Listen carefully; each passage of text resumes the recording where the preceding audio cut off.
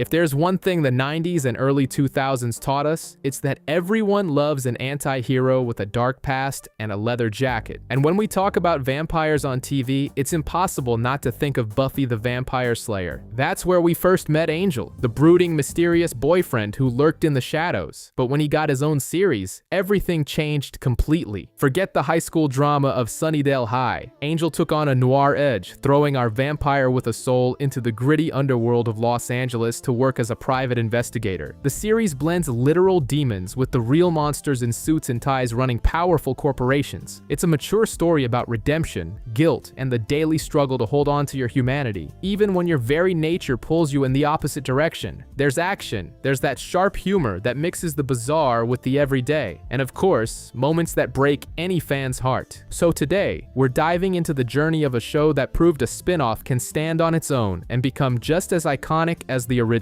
The City of Angels has never been more dangerous. Angel is at a grimy bar in downtown LA, caught in a heavy, brooding funk, when he notices some thugs leading girls into a dark alley. He slips into night vigilante mode, follows the group, and discovers they aren't just bad guys, they're vampires. He saves the day, and the girls, but his vamp face ends up terrifying everyone he just rescued. Back at his new basement HQ, he meets Doyle, a half-demon who acts as a supernatural notification system sent by the powers that be. Doyle has a painful vision and sends Angel after a girl named Tina. The hero finds her and convinces her to attend a Hollywood party where we run into Cordelia Chase. The former socialite claims to be a successful actress, but she's actually stealing food from the buffet just to survive, living a broken version of the American dream. Things go south for Tina, who flees in fear of Angel and accidentally falls into the clutches of Russell Winters, a mogul who also happens to be a vampire. Angel arrives too late and finds her dead. The catch is that Russell has the devil's advocate-style lawyers covering his tracks, and now he's set his sights on Cordelia for his next meal. Angel invades Russell's mansion, saves Cordelia with a cinematic leap, and escapes with Doyle's help. The next day, Angel crashes Russell's executive meeting at the top of a skyscraper. He asks the vampire if he can fly before kicking his chair through the glass window.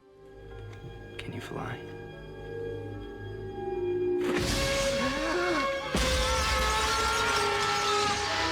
The sun does the rest, turning the villain to dust before he even hits the pavement. Cordelia suggests monetizing all this heroism, and the trio officially forms a team. Angel prefers brooding in the dark at the office, but Doyle and Cordelia drag him to a 90s-style club to try and get the boss to socialize, while Angel strikes up a conversation at the bar with Kate, a blonde who also seems completely out of place in that meat market environment. A classic bar fight breaks out when some punks harass Cordelia. Angel handles it with his fists, and everyone gets kicked out. But the plot turns dark when clubgoers start turning up dead. The team investigates and discovers it's not a common serial killer, but a disgusting parasitic demon that swaps bodies like clothes, always searching for the perfect host and leaving a trail of corpses behind. The vampire rushes to save the next victim, but runs straight into Kate, who reveals she's a police detective and arrests our hero on the spot. Angel has to escape while handcuffed, in true The Fugitive style, leaping from a third-story window. The investigation leads everyone back to the club. The demon is now in the bartender's body. Kate and Angel end up trapped in the basement with the monster. After an intense fight, Angel tosses the bartender into a fire barrel. When the parasite tries to jump into Angel's body, Kate arrives guns blazing and finishes the job. In the end, a tense truce is formed between the vampire and the cop, and he returns to the office, relieved to be alone in the dark once again. A high-stakes crossover. Oz arrives in his van straight from Sunnydale, bringing a gift from Buffy, the Ring of Amara. This ring is essentially a god mode item that makes a vampire immortal and immune to sunlight. But where there's a prize, there's trouble. Spike followed Oz to LA and wants the ring for himself. Spike hires Marcus, a vampire torture specialist who makes the villain from Saw look like an amateur, and captures Angel. The protagonist spends most of the episode being tortured in the most creative and painful ways imaginable, while Spike gets bored, cracks jokes about Angel's failed love life, and complains about how long it's taking to find the ring's location. Meanwhile, Doyle and Cordelia tear through Angel's apartment and, through a stroke of luck and demon scent, find the ring in the sewers. They stage a chaotic rescue with Oz's van crashing through the warehouse wall. In the confusion, Marcus the torturer grabs the ring and walks out into the sun, feeling like Superman. The fight moves to the beach boardwalk in broad daylight. Marcus is invincible with the ring, so Oz runs him over with the van, and Angel, burning in the sun, dives into the ocean with the villain. Under the pier in the shadows, Angel manages to rip the ring off Marcus's finger, turning him to dust instantly.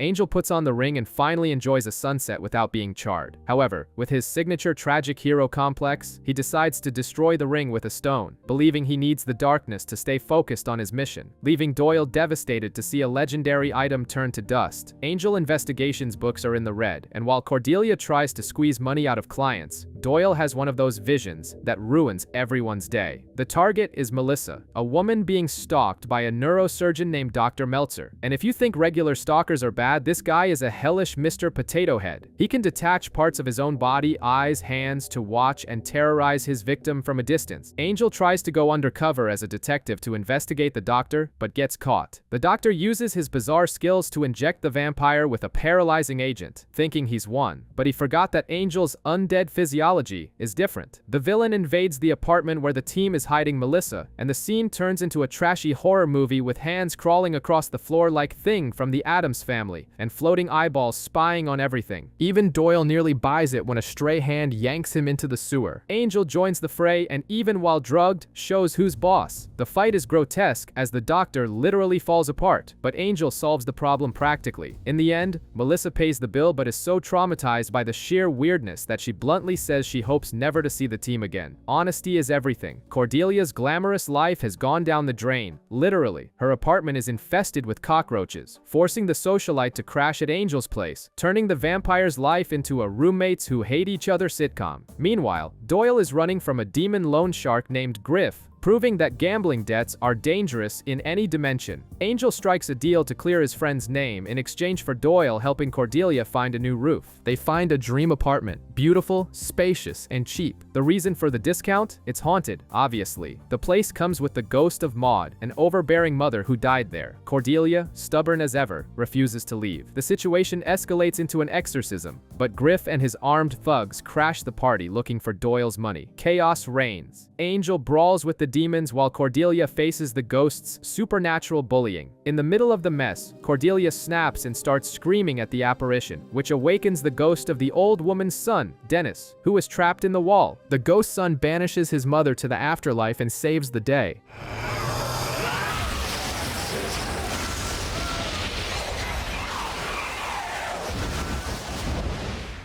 Angel finishes off the loan shark, and Cordelia decides to keep the apartment. After all, a ghost roommate is better than cockroaches, and Dennis is actually pretty good company if you're looking for peace and quiet. Kate Lockley is focused on taking down Little Tony, a local mobster, but things spin out of control when the lawyers from Wolfram and Hart get involved. They don't use legal tactics, they use magic. A sensitivity trainer is sent to the precinct and casts a spell that turns all the hardened cops into total softies. Suddenly, the station becomes a group therapy session. Things get ugly when Kate gives a humiliating, tear-filled speech at her father's retirement party. Her father, being old school, rejects her in front of everyone. Angel tries to investigate the guru responsible and ends up affected too. The dark, brooding vampire becomes the most hug-prone and empathetic guy in LA, treating Doyle and Cordelia like teddy bears. Taking advantage of the police being busy discussing childhood traumas, Little Tony escapes and starts a shootout at the precinct. Angel, still under the spell, tries to resolve everything with talk and love, but when he realizes that's not working, he punches the henchman. In the end, the spell breaks, but the damage to Kate's relationship with her father is done, making it clear that not every wound can be healed with an angel hug. Doyle is trying to convince Angel to enjoy life, but Cordelia shows up with a new boyfriend who has the personality of a cardboard box and only talks about money. The vibe gets awkward, and Doyle, moping because he thinks he has no shot with Cordy, sees a photo of Buffy and Angel's things and realizes the boss is still hung up on his ex. But the romantic drama is cut short by a vision of vampires kidnapping someone. While Angel and Doyle head out for the rescue and show off their skills, Cordelia is on a date so boring she starts imagining what her friends are up to. After they save the day, the plot turns into a soap opera. Doyle's wife shows up. Yes, the guy is married. Her name is Harry, and she brought her new fiancé, Richard, to ask for a divorce. Richard seems like a great guy. He even invites Doyle to the bachelor party, but there's one small detail. He's a demon who needs to eat the ex-husband's brain in a bizarre family ritual. The bachelor party turns into total chaos. Angel discovers the macabre plan, but gets beaten by the groom's family and tossed out a window.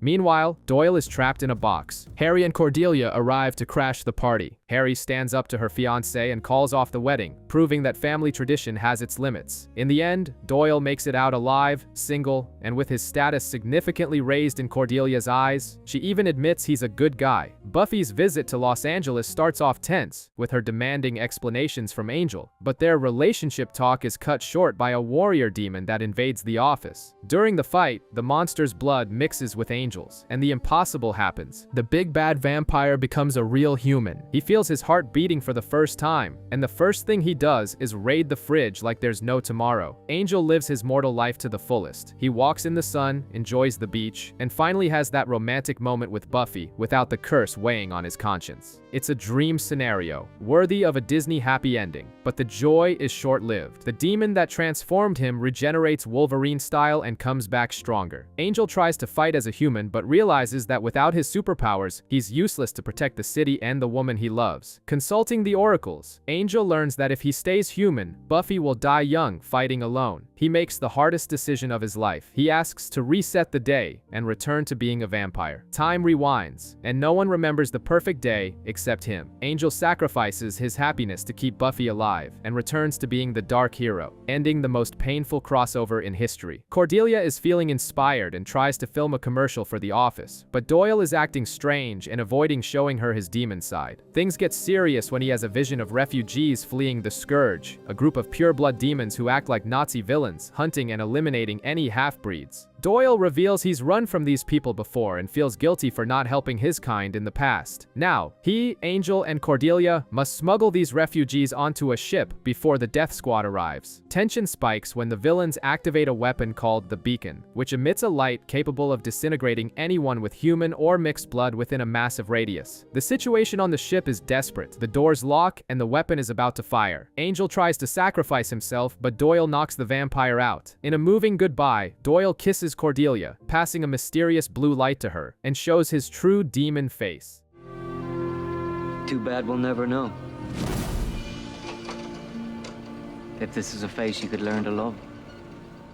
He throws himself into the machine to deactivate it manually. The light completely disintegrates him in a heroic sacrifice reminiscent of Tony Stark in Avengers Endgame, saving everyone. The episode ends with Angel and Cordelia watching the commercial footage, where Doyle leaves a final message that is a total heartbreaker. Angel tries to pull a Doctor Strange and asks the oracles to turn back time and save Doyle, but he gets a flat-out no. The rule is clear: there are no refunds on heroic sacrifices. Meanwhile, Cordelia discovers that the goodbye kiss wasn't just romance, it was a data dump. She has now inherited Doyle's painful visions and, in a desperate attempt to get rid of this gift, starts kissing everyone, including a demon named Barney, who showed up asking for help. Barney claims to be running from a leather-clad bad boy biker. Surprise, surprise, the biker is none other than Wesley, Buffy's former watcher, who now calls himself a rogue demon hunter. Wesley's attempt to look tough is hilarious, but he soon joins the team. The plot twist hits fast. Barney is the real villain. He kidnapped Cordelia not for her charm, but to auction off her seer eyes on the black market. The auction is a literal hellish eBay, where people bid on body parts. Cordelia tries to stall the buyers by inciting a Wolf of Wall Street-style bidding war, but the representative from Wolfram and Hart closes the deal. Angel and Wesley storm the place at the last second. While Angel handles the thugs, Cordelia proves she's no damsel in distress and uses a demon horn to take out Barney. In the end, Wesley stays for breakfast, and apparently, for the team. Angel starts having ultra-vivid dreams where he attacks people in dark alleys, Jack the Ripper style. The problem is that bodies start appearing in real life with the same signature, a cross carved into the face. Detective Kate Lockley is on the case, and the killer's profile perfectly matches the vampire's dark past. Wesley, playing Criminal Minds profiler, concludes that Angel might be killing in his sleep and decides to chain the boss to the bed. But the truth is different. The killer is Penn, a vampire angel sired centuries ago who decided to copy Daddy's homework. Angel tries to use the police to corner Penn, but the protege is smart and kidnaps Kate. It gets personal. Angel invades the hideout for the rescue, and a dysfunctional family brawl ensues. The turning point comes when Angel has to show his true vamp face in front of Kate to fight on equal ground. Penn tries to use Angel as a human shield, but Kate, without hesitation, stakes them both at once with an improvised stake. Penn turns to dust, but the damage is done.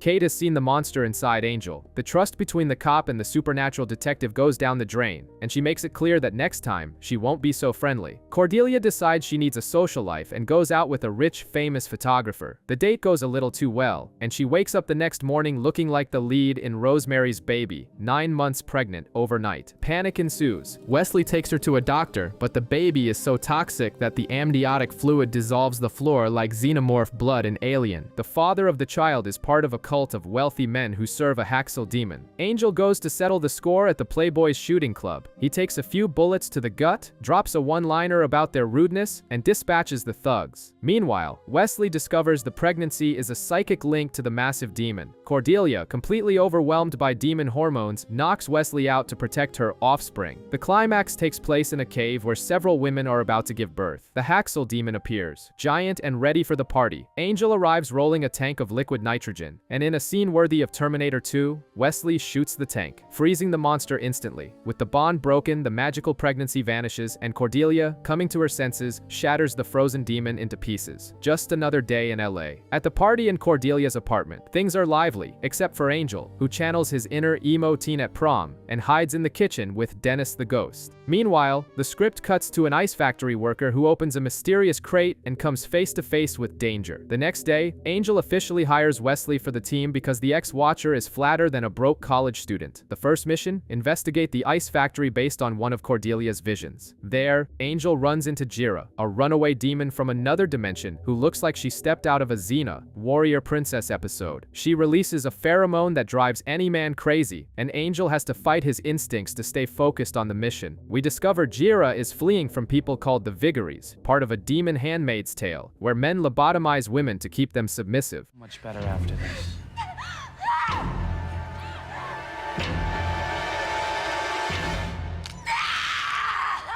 Their leader, Tay, wants to take Jira and the other refugees back to the knife. The sexual tension between Angel and Jira is so strong, it almost melts the factory ice. But our vampire maintains his composure like a Shaolin monk. The final showdown happens at a spa, where the refugees are hidden in ice baths. Angel, Wesley, and Cordelia jump into the fray against Tay's misogynistic squad. There's brawling, hostages, and threats. In the end, Angel plays the bouncer. He forces the villains back to their dimension and lets Jira escape, but with a Batman-style warning. If she messes up and hurts innocents, he'll be waiting. Cordelia decides to bake brownies, which is terrifying in itself. Angel and Wesley, who is still learning how to be useful, save a boy named Ryan from being run over. The kid's family is weird, like a margarine commercial gone wrong. The father is aggressive, the mother is obsessed with angels, and the daughter is always locked away. Wesley discovers there's an Ethros demon in the house. They think the father is the one possessed, so Angel uses the oldest trick in the book, spiking the brownies with demon-revealing powder. Dinner turns to chaos when little Ryan starts convulsing and the monster manifests in him. Yes, the child is the vessel. Wesley tries to perform an exorcism, but the demon psychologically humiliates him, bringing up every failure in his life. Angel, tired of the torture, takes over. Even while burning his hand on the cross, after all, vampires and holy objects don't mix, he expels the beast. But then comes a Sixth Sense-style plot twist. The demon begs for help. They discover Ryan wasn't an innocent victim. The kid has no soul and is pure evil. The demon was the one trapped inside him, trying to escape. Angel rushes back to the house and finds Ryan trying to burn his family alive, just like Damien in The Omen. Angel saves the little sister from the fire, and the boy is taken away by social services, leaving everyone with the bitter taste that the child isn't always the angel in the story. We flash back to 1753, where we meet the human version of Angel, Liam, a drunken playboy who is a massive disappointment to his conservative father. The generational conflict is interrupted when Liam meets Darla, a vampire who promises him the world and ends up turning him into the monster we know. In the present, Angel fights a ninja demon in the subway. Detective Kate Lockley arrives on the scene, still in total denial about the supernatural. The problem is that Kate's father, the retired Trevor, is mixed up with some demon drug traffickers. Angel tries to warn him, but the old man is stubborn and slams the door in his face. Flashbacks show Liam, a fledgling vampire, returning home and massacring his entire family just to prove he's over his father. In the present, tragedy repeats itself in reverse. Kate's father is killed by vampires because he didn't invite Angel in time.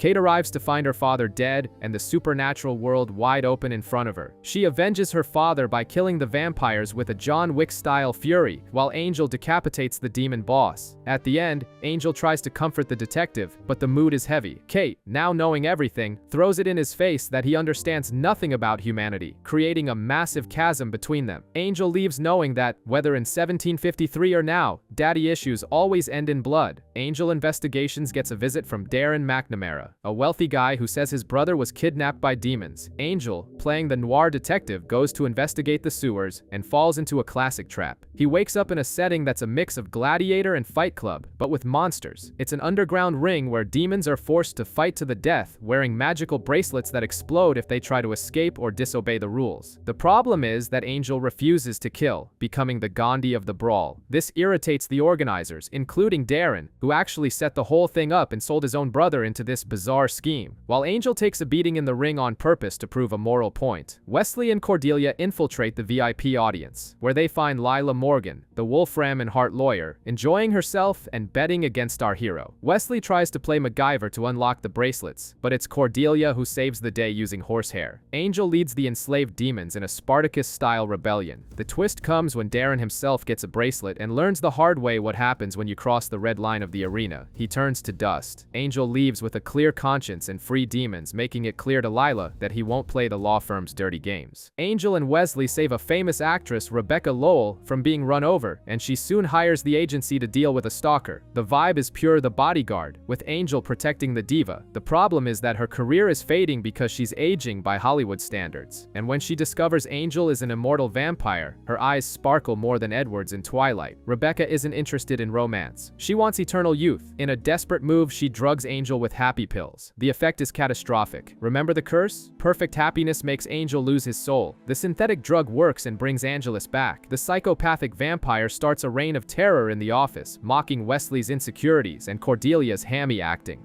A time will come when Torvald is not as devoted to me. The atmosphere gets tense, like a bottle episode horror movie, with Angelus hunting his own friends. Wesley, in a moment of courage, manages to trick the vampire and push him down the elevator shaft. When Angel wakes up, chained to the bed with his soul back, he's left with a heavy moral hangover. Rebecca disappears, realizing that immortality comes at too high a price, and the team has to deal with the fact that the monster lives just beneath their boss's surface. Faith, the rogue slayer known from Buffy, arrives in Los Angeles bringing pure mayhem. She's in a total self-destructive spiral, getting into club brawls and picking pockets. Wolfram and Hart, always scouting for troubled talent, hires her to take out Angel. It's essentially throwing gasoline on an already raging fire. Meanwhile, flashbacks to 1898 show Angelus as an absolute monster in Romania, serving as a grim reminder of just how dark his past truly is. Faith wastes no time and kidnaps Wesley, torturing the former Watcher in a way that would make a Saw villain proud. Angel arrives for the rescue, and a brutal showdown ensues. The fight is visceral, with the two crashing through windows and falling into alleys, but Angel soon realizes Faith isn't trying to win. She's attempting suicide by cop, provoking Angel to kill her and end her suffering. Instead of delivering the killing blow, Angel drops his weapons. Faith has an emotional breakdown, screaming and sobbing in the rain, begging him to end it, revealing that beneath her tough exterior, she's just a broken girl. Angel, who knows a thing or two about redemption and guilt, takes her in, proving that sometimes saving someone means refusing to fight. Wesley survives, but the trauma of this encounter will leave deep scars on the team. Back at Angel's apartment, the situation with Faith is more tense than a reality show season finale. She's plagued by violent visions and is giving off major girl-interrupted vibes, oscillating between wanting to kill Angel and crying on his shoulder. Wesley, still, rightfully bitter over his torture, is approached by the Watchers Council. These stuffed shirt Brits offer him a chance to rejoin the club, but on one condition: he must hand over Faith. Wesley agrees to play double agent, promising to sedate the girl and ship her back to England. But the chaos is just beginning. The Wolfram and Hart Power trio hires a demon assassin, and in the middle of the storm, who should show up in LA but Buffy Summers? Their reunion is anything but a romantic comedy. She catches Angel comforting Faith, and the vibe sours instantly. Buffy wants her rival locked up or dead after everything she pulled in Sunnydale, and things get physical between her and Angel. The conflict escalates to the rooftop, featuring a helicopter and council snipers trying to take out the Slayers. Angel goes full Mission Impossible, jumping into the chopper mid-air to save the day. In the end, Faith surprises everyone by voluntarily surrendering to the police, seeking redemption behind bars. The fallout between Angel and Buffy is brutal. She throws her new, trustworthy boyfriend in his face, and a pissed-off Angel tells her to go home. Is me. You don't know me anymore, so don't come down here with your great new life and expect me to do things your way. Go home. They part ways with a bitter taste in their mouths, proving that saving the world is easy. Dealing with your ex is the hard part. The scene shifts completely into the Warriors territory. Enter Gunn, a gang leader who instead of dealing drugs, hunts vampires with his bare hands. He and his sister Alana protect the neighborhood using urban guerrilla tactics. Meanwhile, Angel takes a gig protecting a billionaire being blackmailed with compromising photos. It's an easy job, but it puts the vampire on a collision course with Gunn's crew. Their first meeting is far from friendly. Angel tries to help but ends up getting jumped by Gunn's gang, forced to flee an arsenal that would make Rambo jealous. Things get serious when the vampire clan retaliates using smoke bombs and kidnapping Alana. Angel offers his help again, but Gunn, stubborn as a mule, locks our protagonist in a freezer. After being freed by Cordelia and Wesley, Angel rushes to help, but he's too late to prevent the tragedy. Alana has already been turned. In a heartbreaking scene, she tries to convince her brother to join her in eternal life. Gunn, fighting back tears and showing nerves of steel, is forced to stake his own sister. Angel strikes a deal to drive the rest of the vampires out of town, establishing a mutual, if distant, respect with Gunn. The vampire knows he'll need this new ally in the future. Angel crosses paths with a blind assassin who fights better than Daredevil. The catch? She's on the Wolfram and Hart payroll. Speaking of the devil's advocates, Lindsay McDonald is having a crisis of conscience. Tired of defending evil, he asks Angel for help to steal the firm's files and derail a plot to kill blind children with mystical powers. What follows is a classic heist movie. Lindsay bypasses security while Angel breaks into the Wolfram and Hart vaults. Besides the evidence discs, the vampire swipes an ancient scroll that looks important. The plan works, but Lindsay is caught by the big boss, Holland Manners. Then comes a corporate twist worthy of Suits meets The Godfather. Instead of killing Lindsay, Holland executes another traitorous lawyer in front of him and offers Lindsay a promotion. Lindsay wavers but ultimately accepts the position and the corner office, officially selling his soul. Angel manages to stop the blind assassin by using silence against her heightened hearing. Everyone is safe, but the mystery remains with the stolen scroll. Wesley translates the text and drops a bombshell. It's the Shanshu prophecy, which claims that a vampire with a soul may one day become human again after fulfilling his destiny. The episode ends with Lindsay contemplating his dark future from a skyscraper, while Angel finds a new sense of hope, setting the stage for the next season. Wesley is playing Google Translate with an ancient scroll and deciphers a crucial word, death. It looks like Angel's destiny is grim. While the vampire acts like it's just another Tuesday, Wolfram and Hart decides to play dirty and summons Voka, an underworld assassin who looks like he lost his nose in a bad bet. The creature arrives bringing hell. He blows up the Angel Investigations office in a scene straight out of a 90s action flick and puts a curse on Cordelia. She begins having visions so intense and painful she ends up in the hospital, screaming louder than a horror movie final girl. Hey, you can't be in here. Are you family? Yes. They've run in a few hours. I'm not sure.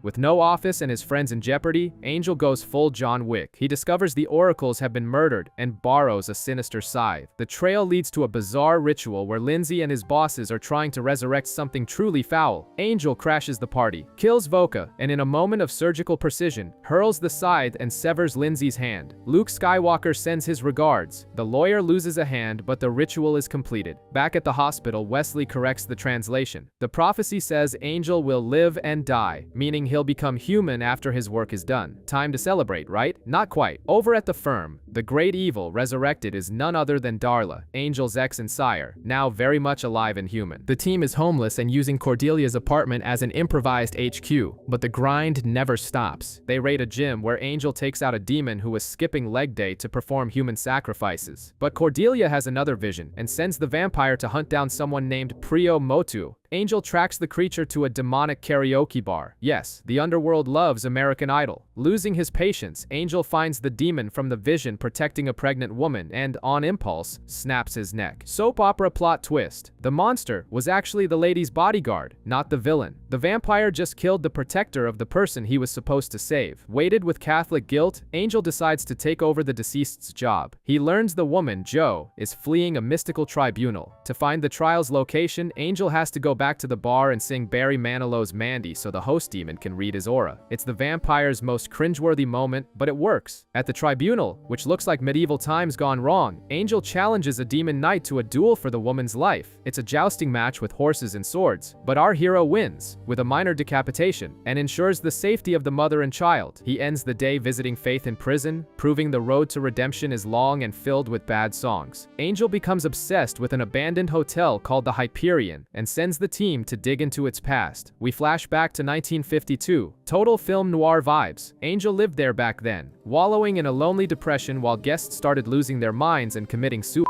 There's something in the air, think The Shining, but with fewer twins and more demonic whispers. During this time, Angel tries to help Judy, a woman on the run from a detective, hiding money she stole after facing racism at the bank where she worked. But the hotel has an extra tenant, a Thessalec demon that feeds on paranoia. The creature gets into everyone's heads and a desperate Judy accuses Angel of murder to save herself. The hotel guests turn into a furious mob and literally lynch the vampire.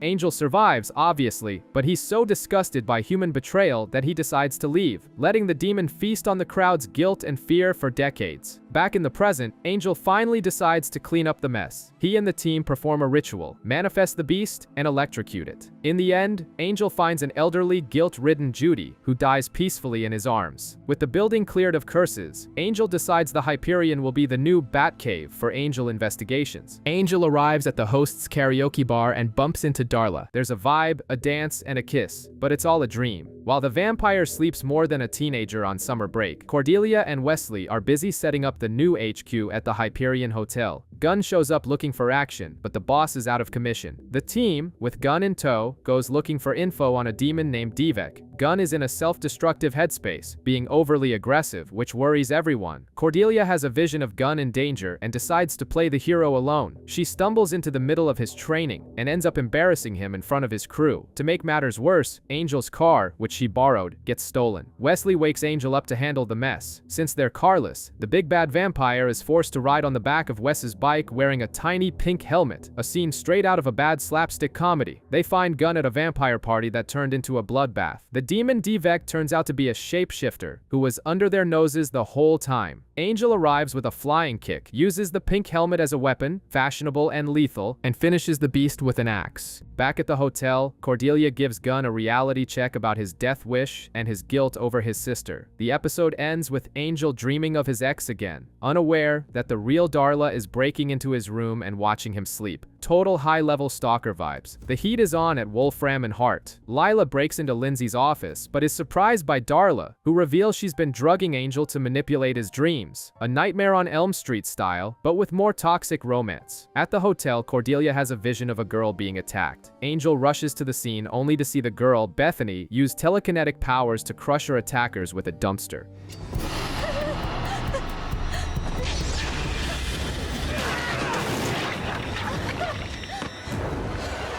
Angel tries to play detective but scares the girl, who ends up driving a piece of rebar into his chest. Just another day at the office. We discover Bethany is a special project for Wolfram and Hart, who want to turn her into an assassin. Her trauma stems from her abusive father, making her powers unstable. Wesley, in a clumsy attempt at therapy, mentions her dad and nearly brings the hotel down. The law firm's manipulation is heavy, and Bethany, believing she's just an object, offers herself to Angel. The vampire, ever the gentleman, refuses and tries to show her she has value. This throws a wrench in Darla's plans as she watches from the shadows. Wolfram and Hart goes for the low blow and brings in Bethany's abusive father to unhinge her. Chaos reigns, windows explode, and she nearly kills the old man by throwing him off the building, but she chooses mercy at the last second, proving she's learned from Team Angel. In the end, she tells Lila to kick rocks and moves on with her life, leaving the lawyer to face the boss's wrath. Angel remains obsessed with Darla, daydreaming and neglecting his work. The team investigates some hooded men and a thrall demon, but the boss's head is back in 1880. Flashbacks show Angelus and Darla recruiting none other than Drusilla, a young seer they plan to drive mad in turn, creating the dysfunctional family we all know and love. In the present, Angel is certain he saw Darla on the street. Wolfram and Hart sets up a massive Truman Show-style ruse, hiring actors to pretend Darla is a normal human named Dieta, happily married. They make Angel look like a delusional stalker. He crashes a dinner party, ruins everything, and even Kate Lockley, who now hates him, shows up to arrest the supposed stalker. Desperate, Angel kidnaps Darla to try and prove she's a vampire. He takes her to an old cistern and tries to force a transformation. The plot twist comes when she presses a crucifix against him,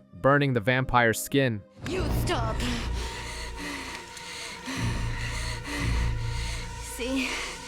No matter how good a boy you are, Does she have a soul? Is she human? The mental confusion is total. Kate raids the hotel with SWAT, ready to take Angel down. That's when Gunn, using logic sharper than his axe, saves the day. He explains that Angel, being a vampire, could never have entered Dieta's house to kidnap her without an invitation, unless the owners were dead. Since the victim is alive, the story doesn't hold up. Supernatural logic beats police bureaucracy, but Angel stays in his room, sensing that something big and bad is looming. With Angel fully committed to stalking Darla, it's up to Wesley to keep the business running. The problem is, his awkwardness scares off any serious clients. But luck, or lack thereof, changes when armed goons storm the hotel looking for Angel. In a moment of panic and improvisation, Wesley throws on the boss's leather coat and pretends to be the big guy himself. He ends up hired by Magnus Bryce, a paranoid billionaire straight out of Succession, to bodyguard his daughter, Virginia. Wesley goes full method, acting moody, avoiding mirrors, and trying to be the Batman of LA. Meanwhile, the real Angel consults a Swami to deal with his emotional baggage. Very eat, pray, love. Only to find out the guru was a fake, hired to distract him. The twist happens at Virginia's birthday party. Bryce didn't want to protect her from assassins. He wanted to sacrifice her to a demon that demands virgins in exchange for power. It's a total cabin-in-the-woods cliche. The demon appears. Everyone panics, but it rejects the offering. Why? Because Wesley took his bodyguard duties with Virginia very seriously the night before. The girl is definitely not a virgin. The father is furious and calls Angel, Wesley, a eunuch, which offends the real Angel, who arrives just in time to save the day. In the end, Wesley saves the girl via unconventional methods and walks away with a reputation as a hero and a lady killer. Get the popcorn ready, it's flashback day. History Channel style, but with more blood. Angel is obsessed with sketching Darla, ignoring everything else. And Darla herself, now human with a soul weighing a ton on her conscience, is having a nervous breakdown in the apartment paid for by Wolfram and Hart. We travel back to 1609, seeing the original Darla dying of syphilis before being turned by the Master, yes, the season 1 Buffy villain. Then we jump to 1760 and 1880, witnessing the formation of the most toxic family in history: Angelus, Darla, Drusilla, and Spike. It's basically Interview with the Vampire, showing how they terrorized Europe and how Angelus was always the rebel who preferred luxury over living in the sewers. In the present, Angel tries to save Darla's soul, thinking she wants redemption. But when he finds her, reality hits hard. In another flashback to the Boxer Rebellion in 1900, we see that even with a soul, Angel couldn't be the hero he is today and abandon a family to die. Darla doesn't want forgiveness. She wants the pain to stop. She begs Angel to turn her back into a vampire, preferring to be a guiltless monster than a remorseful human. Angel refuses to condemn her to the darkness again, and the ex-vampire flees in a rage. Couples therapy failed miserably. Darla, wait. No. Don't look for me again. Everyone loves an Ocean's 11 style heist, and that's exactly what we have here, but with demons. Gunn needs help getting his cousin out of a jam involving a supernatural robbery. Angel, looking for a distraction from his Darla drama, assumes the identity of Jadon, a 1950s Rat Pack style vampire, to infiltrate the gang. The target is the Shroud of Ramon, a museum artifact that drives everyone nearby completely insane and aggressive. It's basically Joker gas, or the Shining Hotel effect. While Angel tries to maintain his cover among paranoid demons, Kate Lockley shows up to arrest everyone. blowing the plan. The Shroud's madness hits everyone. Wes and Cordelia arrive and start acting weird. The demons turn on each other, and Angel begins to lose control of his demonic side. Things get tense when Kate, the vampire-hating detective, points a gun at him. Under the Shroud's influence, Angel bites her neck and drops her to the ground. It looks like he's turned villain, but it was actually his way of taking her out of the fight and saving her from the carnage. In the end, Angel burns the Shroud, ending the madness. Wesley avoids the cops thanks to Kate, who, despite the bite, realized the vampire protected her from something worse. Things are looking grim at the cheap motel where Darla is hiding. Gunn, playing detective, finds her, and Angel rushes over. Darla is in bad shape, realizing her human resurrection glow is fading. Her original illness is back, a mystical syphilis that even Wolfram and Hart's expensive doctors can't cure. Lindsay, who is totally smitten with Darla, the classic case of a guy falling for the troubled girl, tries everything, but Angel takes charge. He decides to go to the literal end of the world to save her soul and enters the trials, an Indiana Jones and the Last Crusade setup, but much more painful. The protocol is brutal. First, Angel has to face a gladiator demon and wins through sheer brutality. Second, he has to walk through a corridor filled with crosses and holy water, which for a vampire is like walking on lava barefoot. He makes it through, scorched but standing. The third test is the ultimatum, his life for hers. Angel agrees to die without a second thought, but there's a bureaucratic glitch from the beyond. Darla is already on her second chance, so the sacrifice doesn't count. With no way out and accepting their fatal destiny, the two wait for her death in the room. But Wolfram and Hart doesn't play fair. Lindsay raids the room with a tactical squad and brings their secret weapon, Drusilla. The mad vampire does what Angel refused to do and bites Darla right then and there, turning the redemption drama back into a horror movie.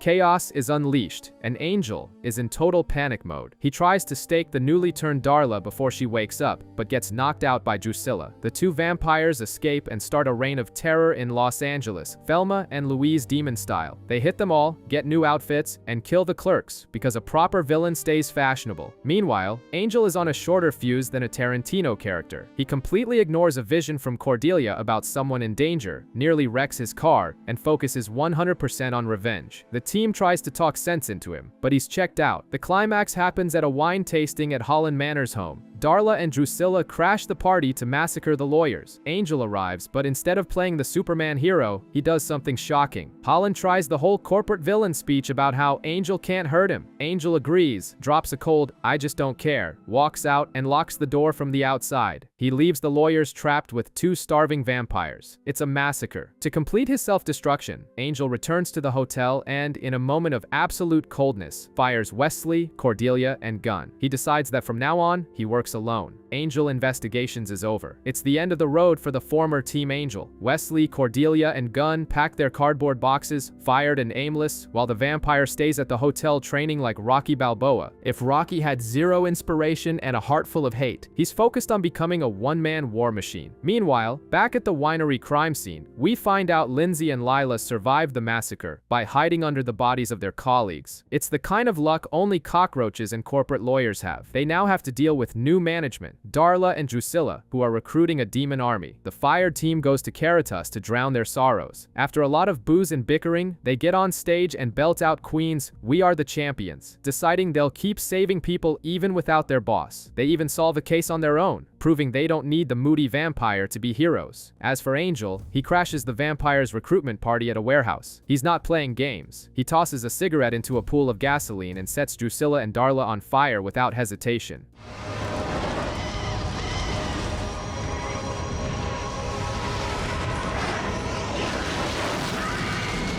They survive because Darla bursts a fire hydrant, but the message is clear. Angel has burned his bridges, and almost his exes, and declared total war, accepting his role in the shadows while his friends fight the good fight in the light. While Wesley and Gunn play board games and try to figure out how to pay rent without their vampire sugar daddy, Angel has dived headfirst into obsession. He's stalking Anne, the woman who runs the youth shelter, giving off Total Joe from Netflix's You vibes, complete with a photo wall. He claims he's protecting her from Wolfram and Hart, who are organizing a fancy emergency charity ball to help the shelter. Angel tries to warn Anne that the money is dirty, but she gives him a reality check. Money is money, and street kids need to eat. Ignored, the vampire decides to crash the party Wedding Crashers style. Inside, he runs into Boone, an old demon rival from the 1920s. A massive brawl breaks out in the middle of the ballroom. Lindsay and Lila panic, thinking Angel has an incriminating tape that will destroy the firm. They scramble to stop the video from playing on the big screen, but they fail. The twist is hilarious. There's no evidence on the tape. It's just a silly video of Cordelia and Wesley goofing around. Angel didn't want to arrest anyone. He just wanted the satisfaction of watching the lawyers sweat and being publicly humiliated. A level of trolling that would make the Joker proud. In the end, Angel recovers the donated cash, which Boone tried to steal, and hands it to Anne. She asks about the red stains on the bills, and Angel doesn't sugarcoat it. It's blood. She accepts it anyway, because in the real world, pragmatism beats morality every time. Unemployment isn't treating Angel's former team kindly. They're stuck cleaning their new office in the dark because the power's been cut. Meanwhile, Angel wakes up to Lorne, the karaoke demon, barging into the hotel. The green guy is desperate. He's felt a disturbance in the force. The world is ending tomorrow night, and it's all the fault of a depressed physicist named Gene. Apparently, Gene wants to stop time to live in an eternal moment with his girlfriend. You know that romantic movie trope? In reality, it's a quantum disaster that could freeze the entire planet. Angel, currently in a nihilistic phase where he thinks nothing matters, accepts the mission with all the enthusiasm of someone going to the DMV on a Monday. They track down the love-struck scientist, fighting off demons who protect him, believing he's a messiah. Gene's plan is basically to freeze time mid-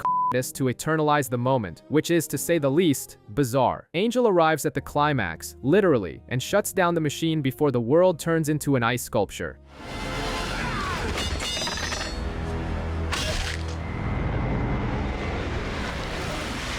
After saving the day and stopping the romantic apocalypse, Angel has an epiphany. He realizes that if nothing matters, then the only thing that matters is what we do right now. Angel continues his solo mission, shaking down Merle, who's tired of being the vampire's punching bag. Meanwhile, Wesley, Cordelia, and Gunn's new agency takes on some bizarre cases, like a girl growing an eye on the back of her head. Things get serious when Anne asks Gunn for help. Police officers are beating up street kids for no reason. Gunn decides to play vigilante and investigate, but Angel is already on the trail. The vampire confronts one of these abusive cops and kicks the guy's head clean off. We discover the police captain is using magic to resurrect dead officers, creating a perfect zombie squad to clean up the streets. Wesley and Gunn try to film the police brutality for evidence, but everything goes south. Wesley is shot at point-blank range and chaos erupts. They take refuge in Anne's shelter, which becomes the setting for a siege movie, with uniformed zombies trying to break in and kill everyone. Angel goes straight to the source, infiltrating the precinct and finding the altar controlling the undead. He smashes the primary idol, and every zombie across the city deactivates. A victory? Maybe, but the price was high. Angel rushes to the hospital to check on Wesley, only to be met by Cordelia at the door. She won't let him pass and lays it on the line. He abandoned his family, so he has no right to be there in their hour of pain. Angel is forced to leave, completely shut out. Angel is in full Terminator mode against Wolfram and Hart, ruining rituals left and right. Meanwhile, the firm is in a total panic because a senior partner is coming for a performance review. And at this company, staff cuts are literal and bloody. Poor Kate Lockley hits rock bottom, getting fired from the force in a setup that proves LA never forgives. Angel tries to play the lone hero, acquires a mystical glove to kill the senior partner, and crashes the firm's party. He manages to kill the demon in question, and boards an elevator supposedly headed for hell. But when the doors open, he finds Holland Manners, the lawyer who's already dead. Holland drops a Matrix-style truth bomb. There is no separate hell to go to, because their home office is Earth itself. Evil lives in everyone's heart. This breaks Angel.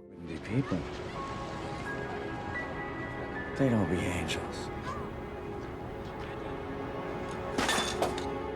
Disillusioned and feeling his fight is worthless without a final victory, he returns to the hotel. In a moment of pure nihilism and despair, he ends up in bed with Darla, sealing his total surrender of humanity. Dawn breaks in the presidential suite of chaos. Darla is waiting for Angel to turn back into the psychopathic Angelus after their night together. But there's a plot twist. Hitting rock bottom gave the vampire an epiphany. He realizes that if nothing matters and there is no grand cosmic plan, then the only thing that counts is helping people now. Darla is furious at this motivational vibe and storms out. Angel rushes to save Kate, who attempted with pills and manages to revive her in a miracle that proves someone up there might still like him. Meanwhile, the ex-Angel team is in trouble with demons who install eyes on the back of people's heads, like a gross version of Invasion of the Body Snatchers. Lindsay tries to intercept the vampire with a sledgehammer in his ridiculous prosthetic hand, but Angel isn't playing around. He breaks the lawyer's good hand, steals his truck, and heads for the rescue. He saves Cordelia and Wesley at the last second. With his tail between his legs, Angel apologizes and says he wants to work for them now. The team accepts, but they make it clear he'll have to work his way back up to earn their trust. The office dynamic has flipped. Angel is basically the intern, being ordered around by Wesley and Cordelia. To add some spice to the chaos, Harmony, Cordelia's old friend from Sunnydale, shows up in LA, acting lost. A sensational comedy of errors ensues where Cordelia thinks Harmony is coming out as a lesbian, while Willow, in a hilarious phone call, tries to warn them that the girl has actually turned into a vampire. When the penny finally drops, Cordelia still insists on defending her friend and tries to integrate her into the group. But Harmony is like a gremlin. She only causes destruction, breaks equipment, and irritates everyone. They discover a vampire cult functioning like a pyramid scheme, multi-level marketing for bloodsuckers. Harmony, desperate for acceptance and a social circle, betrays Angel and Cordelia at the first opportunity to climb the cult's ranks. A brawl breaks out. The CEO of the pyramid loses his head, and Cordelia eventually lets Harmony flee, realizing a soulless vampire is a lost cause. In the end, Angel buys Cordelia a new wardrobe as an apology, proving he knows exactly how to buy her forgiveness. La la la la la.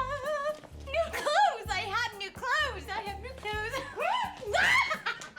I got her clothes. Lindsay wakes up with a morning after gloom, sad that he can't play his guitar. But Wolfram and Hart, always thinking of their employees' well-being, not really, gifts the lawyer a brand new hand transplant. The catch? The hand came from a psychopathic old acquaintance and has a mind of its own, scrawling "kill" repeatedly in an Evil Dead meets Idle Hands vibe. Meanwhile, the firm is deciding whom to promote, and Lila is breaking a sweat. To solve the mystery of the rogue hand, the host suggests the unthinkable. Lindsay and Angel need to work together. It's the buddy cop movie no one asked for, but it delivers pure entertainment. They discover an underground clinic performing demonic transplants. In the process, Lindsay finds his donor and leaves the guy to rot while Angel blows the place up. Back at the office, Lindsay gets the coveted promotion but surprises everyone. In a Jerry Maguire moment, he turns down the job, humiliates Lila in a pretty jerkish way, using his bad hand as an excuse to cross the line, and decides to quit the evil corporate life. He hits the road with his guitar, leaving behind a confused Angel and a "Cop Sucks" sign on his car, ending his villainous career, for now. Cordelia finally lands a role in a national commercial and thinks she's the next Julia Roberts. But Hollywood reality is cruel. The director is a human garbage fire who only cares about looks. Angel, trying to be a gentleman, nearly ruins her career by threatening the guy on set. While Cordelia suffers through visions and workplace humiliation, Gunn deals with problems in his old neighborhood, where his friends are being hunted, and he wasn't there to help. Things get weird when a portal opens in a public library, a classic 80s fantasy movie setup. Out comes Landok, a giant green demon who is, wait for it, the host's cousin. We discover our singing demon is actually royalty on the run from a dimension called Pylea. After a hunt for a beast that escaped the portal, where Angel shows off his swordsmanship, they try to send Landok back home by reading a mystical book. The plan works for Landok but goes horribly wrong for Cordelia. She is sucked into the portal and vanishes, proving that trying to be an actress in LA is now the least of her problems. Cordelia lands in Pylea and discovers it's not exactly the land of Oz. Here, humans are treated like cattle, literally called cows, and sold at fairs with shock collars. Attempting to escape, she finds a crazy human girl hiding in a cave, but ends up captured because of her visions, being condemned for being cursed. In Los Angeles, the team decides they leave no man behind. In a bold Back to the Future style maneuver, Angel, Wesley, Gunn, and the host pile into the vampire's convertible and drive through the portal straight into the other dimension. Upon arrival, Angel has the best day of his life. Pylea has 2 sons, but for some magical reason, he doesn't burst into flames. The vampire basically becomes super recharged, running happily through the daylight while the rest of the group tries to avoid being enslaved by the locals.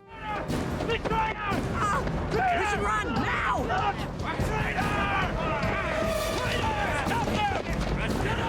The joy is short-lived. They are captured and sentenced to death. Just when it seems the end is near, they are brought before the local ruler. And who is sitting on the throne, draped in jewels and being pampered as queen? None other than Cordelia Chase. It seems the cow has become the monarch. Life in Pylea is like a twisted fairy tale. Cordelia has been crowned princess simply because she has visions, which in this medieval dimension is a sign of royalty rather than a magical migraine. While she enjoys the VIP treatment, Angel faces his greatest challenge yet: mirrors. The vampire finally sees his own reflection and falls into a Zoolander-esque existential crisis over his hair. The host takes Angel to meet his family, but he's treated worse than Meg from Family Guy. Angel, on the other hand, is hailed as a hero and invited as a guest of honor to a feast. The problem? The feast involves a human slave. That slave is Fred, the girl from the cave who vanished from LA years ago. Angel, of course, refuses the role of executioner and flees with her, while the host sings and tortures the sensitive ears of the locals. At the castle, the political plot thickens. Cordelia meets the Grusalug, the kingdom's champion. The guy is basically a romance novel cover mixed with He-Man, and Cordy quickly forgets her boring boyfriends back on Earth. But it's not all roses. The priests, led by Silas, aren't happy with the new monarch's independence. Meanwhile, Angel and Fred are cornered. During the fight, Angel tries to show his vamp face, but in Pylea, things spiral out of control. He turns into an irrational green beast, Hulk style, without the Avengers' restraint, and nearly attacks Fred. Wesley and Gunn watch from afar, convinced their friend has been possessed. To top off the disaster, Silas shows Cordelia that playtime is over, serving the host's head on a silver platter. Relax, the host's head is still talking. His physiology allows him to survive Deadpool style, as long as his body is nearby, but the situation is dire. Silas wants to kill Angel and the human cows. Wesley and Gunn, who are about to be beheaded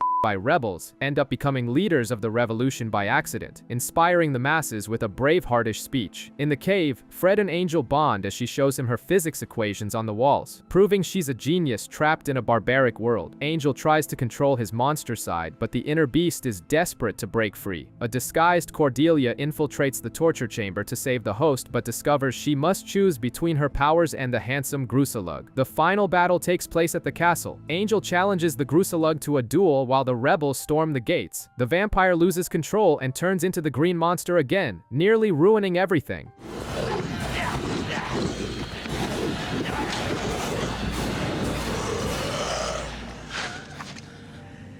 But Cordelia takes charge, declares her love for the Grusalug, a painful friend zoning for Angel, and ends slavery in the kingdom with a single decree. With the host's head glued back on his neck, the group makes a stylish exit. They pile into Angel's convertible and blast through the portal, landing right back at the bar in LA in a scene that would make Fast and Furious jealous. But the celebration dies instantly. Willow is waiting at the hotel, her face swollen from crying. The news is devastating and changes everything. Buffy is dead. 3 months have passed, and the mood at the Hyperion Hotel is one of mourning and intensive therapy. Angel tried the Eat, Pray, Love route at a monastery in Sri Lanka to deal with Buffy's death, but he just ended up fighting demon monks and coming home. Fred now lives at the hotel but stays locked in her room, writing on the walls, like the protagonist of A Beautiful Mind, terrified of the outside world. Amidst this emotional chaos, James, a vampire thirsty for vengeance, emerges. Centuries ago, Angelus killed his girlfriend, Elizabeth, and the guy held a grudge. He undergoes a bizarre surgery with a demon doctor to remove his heart, becoming temporarily invincible, a Terminator fueled by hate. James storms the hotel, and all hell breaks loose. Neither stakes nor sunlight can stop him. The fight moves to the subway, where they have a philosophical argument mid-punch. James doesn't understand how Angel can keep living after losing the love of his life. To him, true love means dying together, Romeo and Juliet style. But his invincibility runs out, and James turns to dust, leaving Angel with survivor's guilt gnawing at his brain. Cordelia has to convince her friend that continuing the fight is the best way to honor the Slayer's memory. Meanwhile, in Nicaragua, Darla appears in a bar, and she's not just looking for a victim for dinner. The vampire, who biologically shouldn't be able to carry life, has a massive baby bump. It seems the night she spent with Angel had an apocalyptic consequence. Things are looking grim at the Hyperion. Fred finally left her room, but she's decided to live under the reception desk like a shy kid at an adult party. To make matters worse, Gavin Park, a stuffed shirt lawyer from Wolfram and Hart, shows up handing out fines and eviction threats like the world's most annoying city inspector. The guy wants to bulldoze the hotel through red tape, but bureaucracy is the least of their problems. Cordelia's visions return, but now they've turned into a David Cronenberg body horror film. The visions cause her physical harm, Deep cuts, burns, and welts appear on her skin in real time. Lila, playing 4D chess against Gavin, has hired a psychic to torture Cordy from a distance, forcing Angel to do some dirty work. The job? Rescue a prisoner from a hell dimension. Angel travels there and runs into Skip, a demon who looks like a Doom extra guarding a cage of fire. After a brutal slugfest, Angel rescues the prisoner and returns to LA. During the trade, Lila heals Cordelia and thinks she's won, giving him the "it's just business" talk. But Angel isn't playing games. He hurls a rebar through the limo window and ends the psychic in the back seat. Message sent.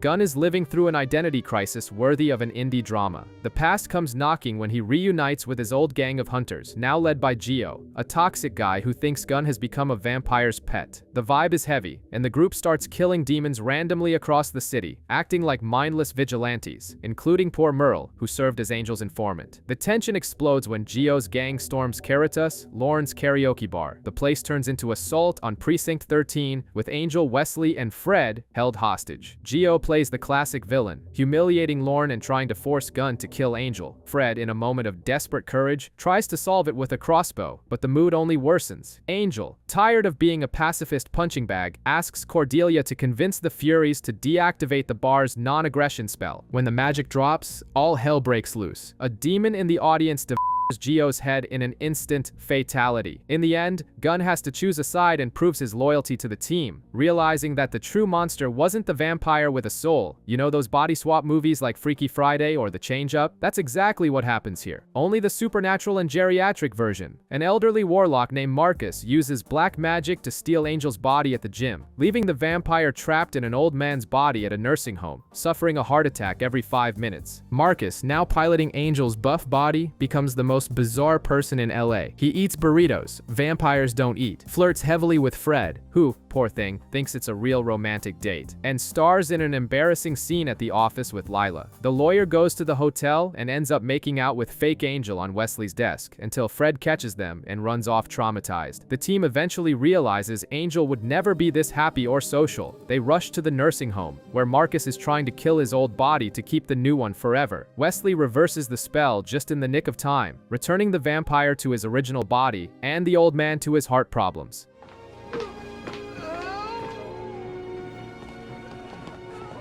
What's going on? Dad's having a bad night.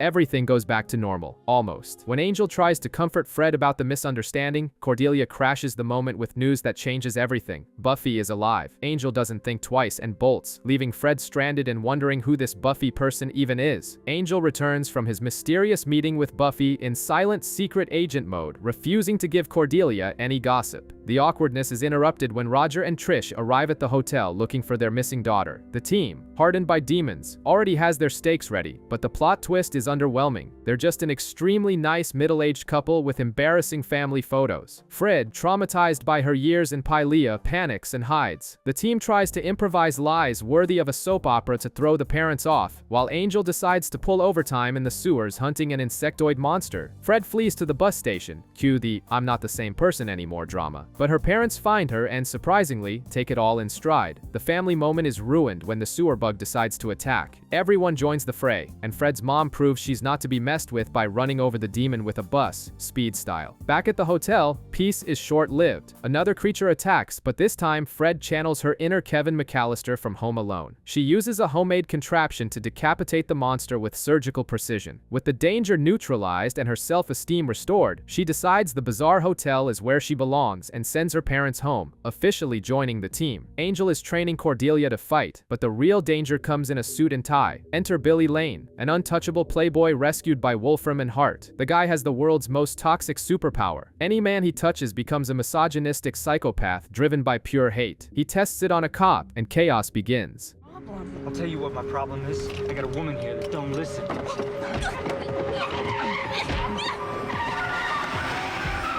The situation spirals out of control when Wesley touches a blood sample from Billy. The polished Brit starts acting like Jack Torrance from The Shining, stalking Fred through the hotel with an axe and hurling horrific insults. Fred has to fend for herself, knocking out Gunn and trapping Wesley because her friends have become her worst enemies. It's a tense watch. Indignant, Cordelia forms an unlikely alliance with Lila, who is also beaten because of Billy's touch. They track the villain down as he tries to flee in a private jet. At the airport, Billy tries to use his magic touch on Angel, certain he'll transform the vampire. But Angel, being an undead being with a soul and a lot of baggage, is immune to such human pettiness. Billy gets a brutal beating, but before Angel can do anything final, Lila appears and solves the problem with a gun. Poetic justice, but the trauma left on the group is heavy. The episode starts with a quick flashback to Rome, 1771, showing the vampire hunter Holtz torturing Angelus until Darla appears to save the day. Cut to the present, and the bomb drops. Darla arrives at the hotel with a massive belly. Yes, the vampire is pregnant. Biologically impossible. A miracle in reverse, or the prelude to the apocalypse. The team panics, consulting prophecies, while Cordelia fluctuates between wanting to kick Darla out and feeling sorry for her. The problem is that a vampire's pregnancy cravings involve fresh blood. Darla escapes and nearly snacks on a kid at an arcade. Angel arrives just in time for a dramatic confrontation where Darla, desperate from an infinite hunger, begs to be killed. But then comes the twist. Angel hears the baby's heartbeat.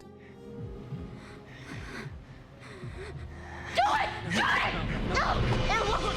Stop! No, it won't. Darla. It won't! If there's a heartbeat, there's life, and possibly a soul, something Darla never had. They decide to protect the child at all costs. Meanwhile, in a classic past comes back to haunt you move, a demon brings the hunter Holtz straight from the 18th century to modern-day LA. The old man is confused by the technology but laser-focused on revenge. Angel now has a magical baby on the way and a legendary hunter on his tail. We head back to 1764 England, where we see the roots of Holtz's obsession. Angelus and Darla didn't just invade the man's home, they slaughtered his wife and children. It's the kind of trauma that creates a Marvel-level Punisher villain, but in the form of a vampire hunter. In the present, Sajan is giving Holtz a high-speed history lesson via television, catching the old man up on how much more chaotic the world has become. Meanwhile, at the hotel, the vibe is pure Big Brother, but with evil lawyers. Wolfram and Hart has the whole place bugged and is watching Angel's reality show unfold. And the drama of the week, Darla's labor. The contractions start and the gang rushes to the hospital. The ultrasound reveals it's a human boy, which turns Angel into a total softie, already imagining himself as a family man. But the peace is short-lived. A vampire cult invades the room wanting to protect the miracle baby, and out of nowhere, a ninja assassin jumps off the balcony. Seriously, a ninja.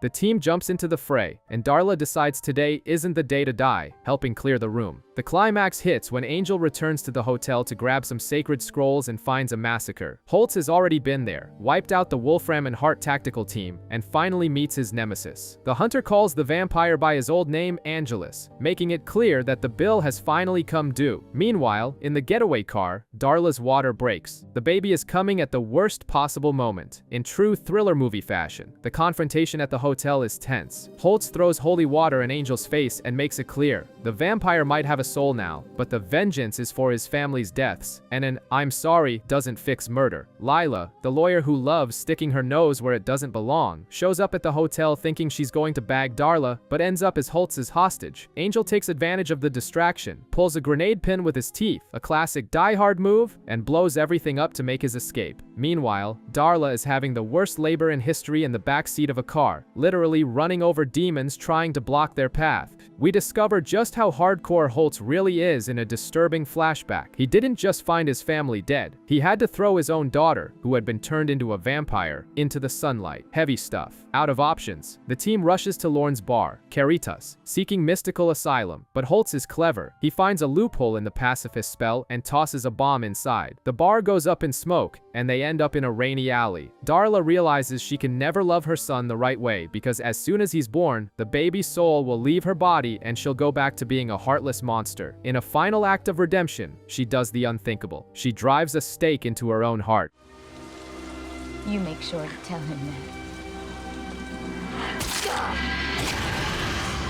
Darla turns to dust, and in the middle of the ashes, the baby lies crying, alive. Holtz appears, aims his crossbow, but decides to let Angel go with the child, promising that this is only the beginning of the psychological torture. Angel is now living the script of 3 men and a baby, but the gothic Los Angeles version. He's in full, overprotective papa mode, snarling at anyone who wants to hold the newborn and even using his vamp face to get the kid to stop crying. It works better than Baby Shark. But Wolfram and Hart hasn't taken their eyes off them. They discover through the cameras that the hotel is under siege by every kind of freak, cultists, biker gangs, and demons who make bone soup out of Things get heated, and Angel has a nasty fight with the team, deciding to flee alone with the baby and betraying his friends. He runs to an abandoned mine surrounded by villains and tosses the baby to them. Relax, it was a teddy bear rigged with a time bomb. Kaboom! A plot twist worthy of Mission Impossible. The team's fight at the hotel was all staged because Lorne realized they were being bugged. While Angel distracted the villains with the teddy bomb, Wesley and the others got the real baby to the hospital safely. Angel storms the Wolfram and Hart offices and gives an ultimatum to the boss, Linwood. He names the lawyer the kid's godfather, Godfather style. If so much as a scratch happens to the boy, Linwood dies. At the hospital, everything ends well, for now. The baby is healthy and finally gets a name, Connor. The dysfunctional family returns home, ready for the next mess. Cordelia's birthday party turns into an episode of House when she has a brutal vision and falls into a coma in the middle of the room. Her soul has left her body, and the gang can't see or hear a thing. While her body rests like Sleeping Beauty, her mind ends up in a place that looks like a deserted shopping mall. A total Dawn of the Dead meets the Matrix vibe. There she meets Skip, a demon tour guide who gives it to her straight. The visions are demon tier, and her human brain is frying like an old processor running a heavy game. Basically, she's going to die. Skip's offer is tempting. Rewrite history. Cordelia accepts and wakes up in an alternate reality where she's a rich and famous TV star, a mix of Jennifer Aniston and a Kardashian, and she never met Angel. In this perfect life, she feels something is missing. Investigating a mysterious address, she bumps into alternate versions of Wesley, now missing an arm and looking very Mad Max, and gun hunting vampires. The penny drops, and she realizes leaving Angel alone in this fight was a mistake. She decides to go back, but it comes with a price. To handle the visions without her head exploding, she has to become half demon. The upgrade is painful, but it works. Cordelia wakes up at the hotel, cured, and now with a new superpower. She floats in the air, zen like Yoda, ready for what's next.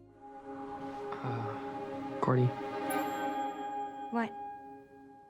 With another mouth to feed, Angel activates Wolf of Wall Street mode. He decides to turn Angel investigations into a money-making machine, handing out flyers and charging premium rates. Forgetting that bit about helping the helpless. The greed goes to his head so much that he accepts any scheme that comes his way, including some geometric demons who want Fred just to solve puzzles, or so it seemed. Meanwhile, Holtz continues his Saw saga with poor Justine, testing her loyalty with ice picks. At the hotel, the team is dealing with bizarre clients, including a zombie ex-boyfriend who won't accept the breakup, a thriller music video gone wrong. Gunn and Wesley handle it with their fists, naturally. The real problem arises when Fred solves the demon's mathematical enigma and discovers the prize is having her head cut to become a trophy for an alien prince. Angel, who is busy being scammed in a financial deal, realizes family is worth more than dollars. He flies in with the cavalry, saves Fred, and the team decides to keep the demon's money anyway. After all, ethics are flexible when the bills are due. Angel decides to culture the team and drags everyone to see Giselle, a Russian ballet. The vampire is feeling nostalgic because he saw the same company back in 1890. Gunn complains endlessly, thinking he was going to a rock concert, but ends up mesmerized by the pirouettes. However, Angel notices something off. The dancers are literally the same ones from a century ago. It's like Groundhog Day, but with tutus and tights. Angel and Cordelia go to investigate backstage and end up possessed by the spirits of the play's lead lovers. The tension is off the charts, with the two almost hooking up right there, proving the chemistry between them isn't just spiritual acting. Meanwhile, in the real world, the team's love triangle heats up. Fred and Gunn finally share a kiss, and poor Wesley sees the whole thing from the sidelines, earning a one-way ticket to the friend zone. Angel discovers the theater owner is a jealous sorcerer who trapped the prima ballerina in an eternal loop. The vampire smashes the mage's face, breaks the spell, and frees the troupe. In the end, Angel decides it's time to open his heart to love and goes to confess to Cordelia, only to run straight into the Grusalug, her barbarian ex-boyfriend who returned from Pylea. The universe's timing is cruel, and Angel returns to his solitude, losing the girl to Conan the Barbarian. The atmosphere at the office is weirder than a family reunion at Thanksgiving. Angel is dying of jealousy over the Grusalug, Cordelia's new barbarian beau. The guy is like a real-life He-Man, handsome, strong, and heroic, leaving our vampire feeling like the team's benchwarmer. To make things worse, Cordelia has a vision of a demon, and when they go hunting, the sun is blazing. Angel has to stay in the shadows like a moody goth, while the Gru handles everything solo and comes out looking like Captain America.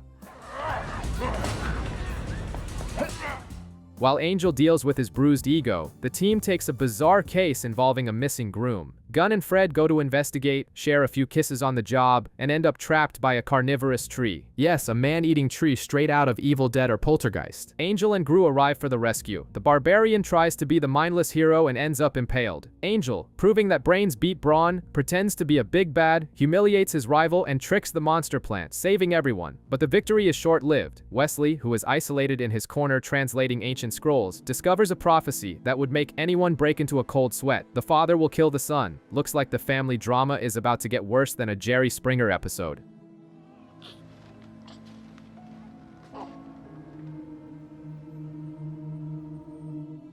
Wesley is losing his mind. He's having nightmares where Angel kills his own son and starts acting more paranoid than a prepper stocking up for the zombie apocalypse. They take baby Connor to the doctor, and in a move worthy of Ocean's 11, someone swaps the baby's blood. Meanwhile, one of Holtz's spies infiltrates the agency pretending to be a client, and the old vampire hunter keeps planning his revenge with the patience of a Shaolin monk. Things get truly psychedelic when Wesley performs a ritual and talks to a hamburger. Seriously, the burger comes to life as a Loa and confirms the apocalyptic prophecy. The universe starts giving clear signs.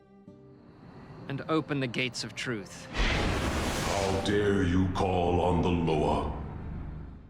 The earth shakes, the air catches fire, and the sky bleeds. At the hotel, Angel is trying to be a normal dad and plays indoor hockey, which obviously goes wrong. The place explodes, an earthquake hits LA, and Angel cuts his forehead. His blood drips onto Connor's blanket, which has a cloud pattern. Blood on the sky. The prophecy has been symbolically fulfilled. Wesley sees this and decides he needs to act before Angel turns into Jack Torrance from The Shining and hurts the child. Tension is rising faster than a NASA rocket. Angel is acting like he's down 10 energy drinks mixed with coffee. The vampire is aggressive, hyperactive, and has a manic glint in his eye. Fred, playing CSI, discovers the reason. The pig blood Angel drinks was spiked by Wolfram and Hart with human blood, specifically his own son Connor's blood. Basically, they hooked the guy on his own kid to turn him into a monster. Wesley decides this is the final straw. Convinced that Angel is going to kill the baby, he makes the worst decision of his life, betraying the team to save the child. He knocks out Lorne, steals the baby, and flees.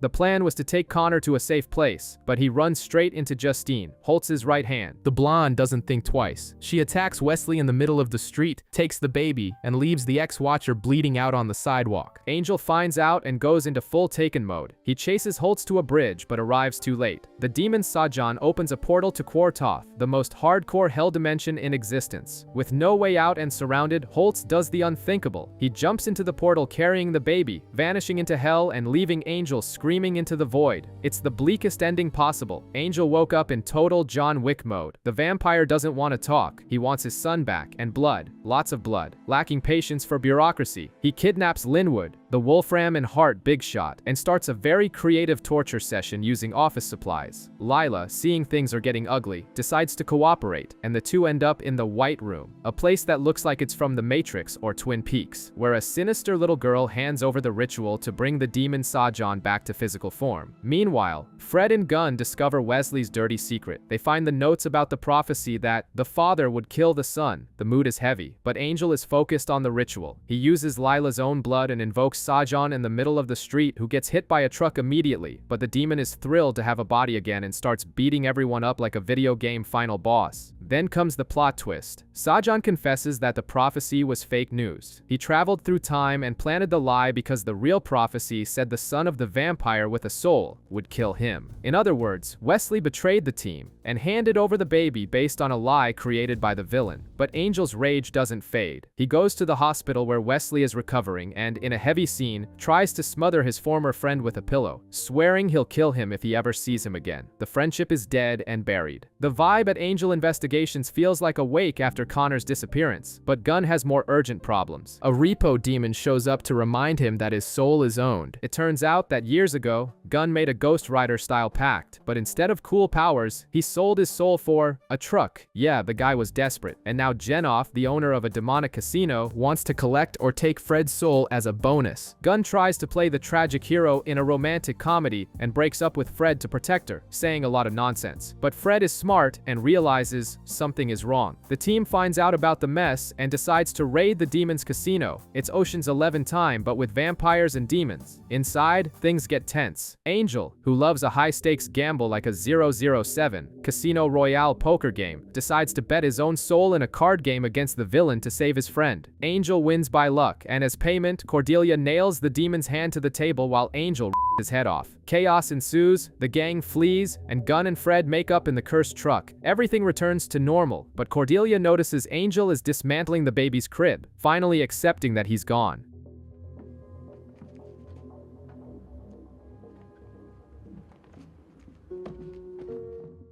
Boredom takes over the hotel, with no new cases and everyone depressed, until a customer collapses to the floor and a translucent slug slithers out of him. These creatures crawl into people and make them crave water until they burst. And guess what? Fred ends up swallowing one of these parasites. With his girlfriend becoming a host, Gunn swallows his pride and runs to ask the exiled Wesley for help. The ex-Watcher, now bitter and isolated, reveals the cure: alcohol. Basically, they need to get Fred hammered to make the slug come out, proving that vodka solves even demonic possession. Meanwhile, back at the hotel, the situation spirals out of control as the slugs multiply. Cordelia, using her newly acquired divine powers, glows intensely like a supernova and fries all the monsters. Fred spits out the creature and is saved. But the ending holds the season's biggest surprise. A portal opens in the lobby, a giant monster emerges, and right behind it, a teenage warrior drops in and kills the beast with a single blow. The boy turns to the vampire and drops in, "Hi Dad, it's Connor," now a rebellious teen trained to kill. Connor has barely arrived from another dimension and already decides to test his father's reflexes with a stake thrower. After showing off his superpowers and nearly becoming the new owner of the hotel, the kid flees to the streets of Los Angeles. Out there, he realizes the real world is very different. Chaotic traffic and strange people. He ends up falling into street life and meets Sunny, a drug-addicted girl trying to survive in a Requiem for a Dream scenario. Meanwhile, Lila invades Wesley's apartment to try and recruit him for Wolfram and Hart. She leaves a gift, a rare edition of Dante's Inferno, a none too subtle hint that he's the Judas of the story. The tension between them is high, but that toxic chemistry is definitely there. On the street, Connor tries to play the Punisher-style hero to defend Sunny from dealers, but reality hits hard.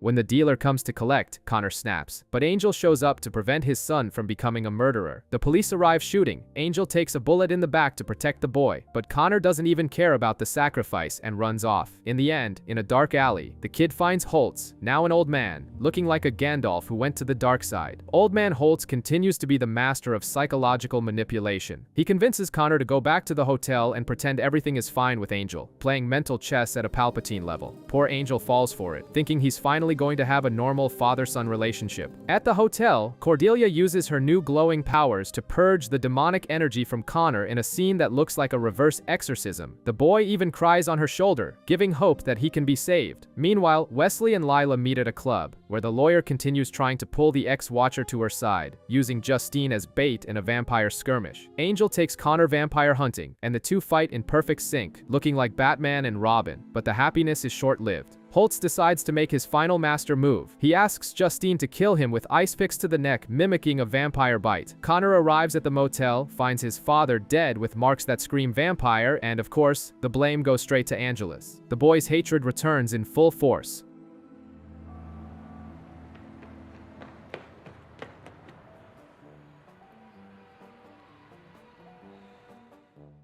Angel is living in a dream world, thinking everything is great with his son. The two even fight off a Wolfram and Hart kidnapping squad together in an action sequence worthy of John Wick, but it's all a front. Connor is just waiting for the right moment for revenge. A bittersweet atmosphere takes over. Lorne decides that Los Angeles isn't for him anymore and leaves for Las Vegas. The Grusalug, realizing he's the third wheel in this romantic comedy, breaks up with Cordelia because he knows she loves Angel. Wesley, having hit rock bottom, finally gives in and goes to bed with Lila, sealing his dark phase. When Angel and Cordelia set a date to finally confess their feelings, the demon Skip shows up and ruins everything. He says Cordelia has evolved too much to be human and makes her ascend to a higher plane, literally rising to the heavens.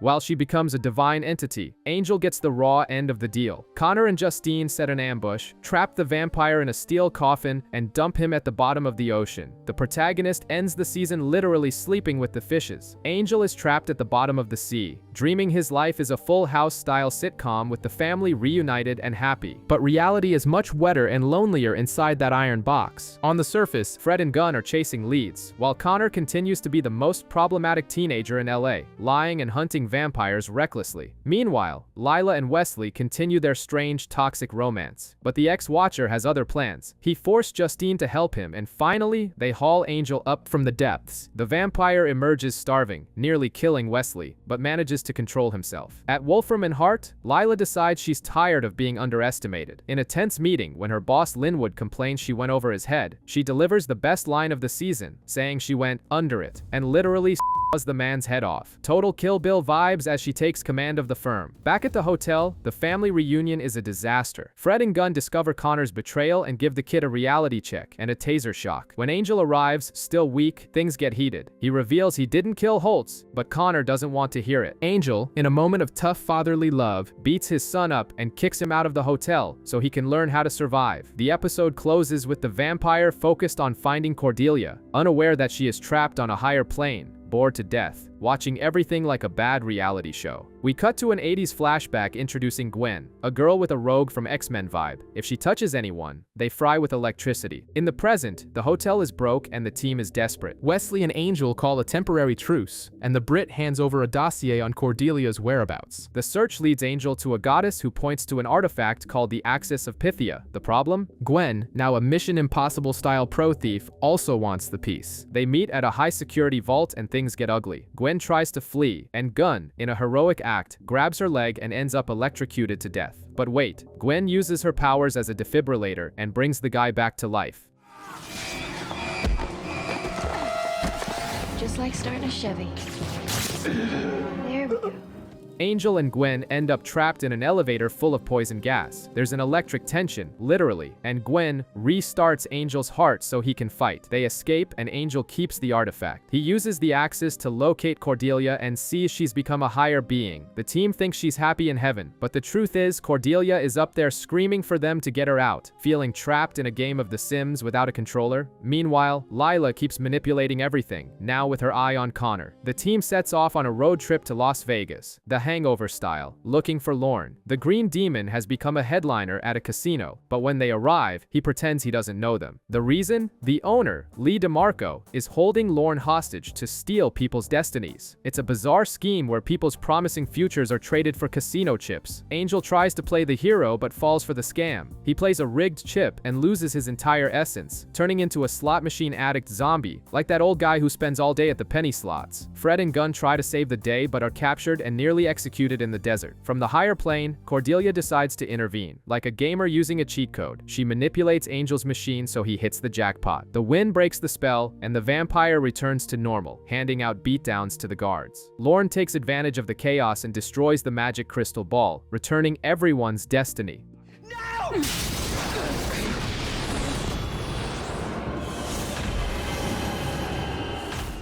They flee Vegas in the convertible and head back to the hotel, thinking everything is back to normal. The surprise? Cordelia is there in the lobby. The problem is, she looks at them with the most confused face ever, having absolutely no idea who those people are. Her memory was wiped during the trip back. Cordelia is back, but her hard drive has been formatted. She's in the hotel lobby without remembering her own name or who her friends are. The atmosphere is so tense that Angel decides to hide the entire supernatural side of their lives, pretending they are just normal people running a hotel. It's like watching Superman try to act like he doesn't know how to fly. Meanwhile, Connor is playing ninja, spying on everything from the floor above. The lack of honesty makes Cordelia paranoid. To make matters worse, Lorne tries to read her future and sees an apocalypse so bizarre that he locks himself in his room. In the middle of this mess, a demon client of Lorne's tries to make a snack out of Cordelia in the lobby. Who saves the day? Connor, dropping from the ceiling and killing the beast. Cordelia, terrified by Angel's lies, flees with the rebellious teen to his loft, which is basically a gourmet dungeon. At Wolfram and Hart, Lila finds out about Cordelia's return and sends a SWAT team to kidnap her. Wesley, who is eavesdropping, warns Angel's team. A battle royale breaks out at Connor's loft. Angel, Gunn, and Fred arrive kicking in the door to save the duo, but Lila was playing 4D chess. The attack on the loft was just a distraction. While the brawl was happening there, another team invaded the hotel and tortured Lorne to extract the visions from his head by force. In the end, Cordelia decides to stay with Connor, leaving Angel in the most painful friend zone in history, staring at an empty bed. Fred has become an academic celebrity. Her physics paper was published, and she's been invited to speak at a swanky symposium. She and Gunn celebrate in a way that would make network censors nervous, but the party ends abruptly. During her lecture, a dimensional portal opens above her, and giant snakes start pouring out. It's like a quiet place, but loud and with reptiles.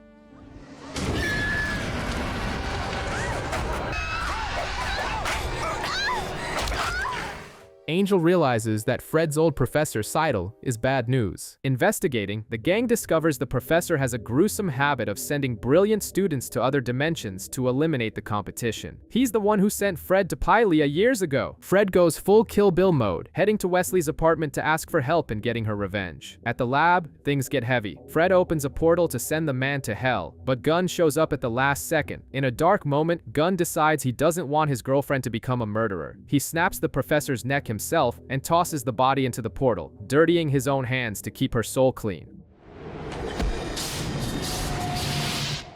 Back at the hotel, the mood is somber. Cordelia appears to Angel and drops the million-dollar question. Did we love each other? Lorne takes over the narration because things are about to get psychedelic. He brings a magical bottle to restore Cordelia's memory, but the spell glitches and blows up in everyone's faces. The result? The entire group mentally regresses to their teenage years. It's basically the Breakfast Club, but with vampires and weapons. Cordelia reverts to her Sunnydale Mean Girls persona. Wesley thinks he's still at the Watchers Academy. Gunn goes back to being a street-tough vandal. Fred turns into a paranoid stoner teen, and Angel reverts to Liam, a 1753 Irish bumpkin who thinks everything is the devil's work. How's it supposed to be? Yes, where do you hail from, friend? I'm not your friend, you English pig. The highlight is Liam looking in the mirror, realizing he has no reflection, and freaking out when he discovers he's the monster of the story. They decide to hunt the vampire, trapping them in the hotel, Scooby-Doo style, unaware that the vampire is Liam himself. Meanwhile, Connor is out on the streets playing hero and getting paid in questionable ways. Back at the hotel, the chaos escalates into a full-blown brawl when Liam tries to bite everyone and ends up fighting his own son Connor, who broke in. Lorne wakes up from his faint, prepares an antidote, and restores everyone's memories. But there's a macabre plot twist. When Cordelia's memory returns, something evil wakes up with it. She confirms to Angel that they did love each other, but her gaze is different, and she exits the scene, leaving a mystery in the air. Were we in love?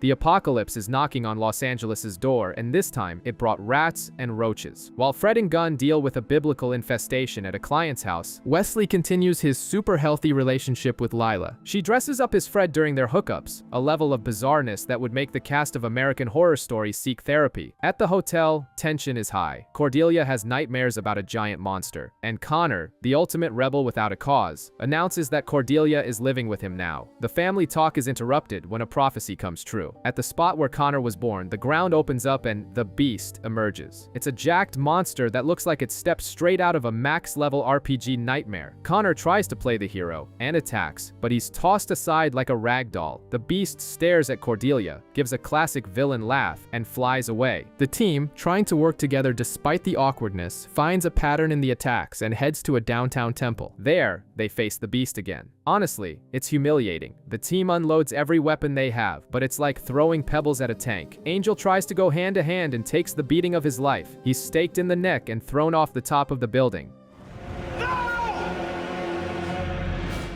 As Angel lies on the ground, broken and bleeding, fire starts raining from the sky. It is literally hell on earth. To top off the misery, Angel looks up and sees Connor and Cordelia having sex amidst the apocalypse. He lost the fight, the city is burning, and his son is with the woman he loves. Not even an Adele song could describe this level of depression. The vibe at the Angel Investigations office is heavier than a Game of Thrones season finale. Angel is barely holding it together after seeing his son and his beloved together. Wesley broke up with Lila, and Fred and Gunn are trying to patch things up. But there's no time for relationship drama because the Beast decides to pay a visit to Wolfram and Hart. The monster cleans house at the evil law firm. It's a slasher movie-style massacre, with Gavin becoming just another statistic. Lila narrowly escapes, and Wesley leads the team to save Connor, who was there playing tourist at the worst possible time. The catch? All the dead lawyers have turned into zombies. Suddenly, the show becomes an episode of The Walking Dead, with undead suits chasing the gang through the halls. The team escapes to the White Room, that mystical place that looks like a set from The Matrix. There, they find the Beast draining the energy of the mysterious little girl who connects the firm to the senior partners. Before dying, the girl drops a cryptic, Dungeon Master level riddle. The answer lies among you. She teleports everyone back to the hotel before the Beast can finish them off.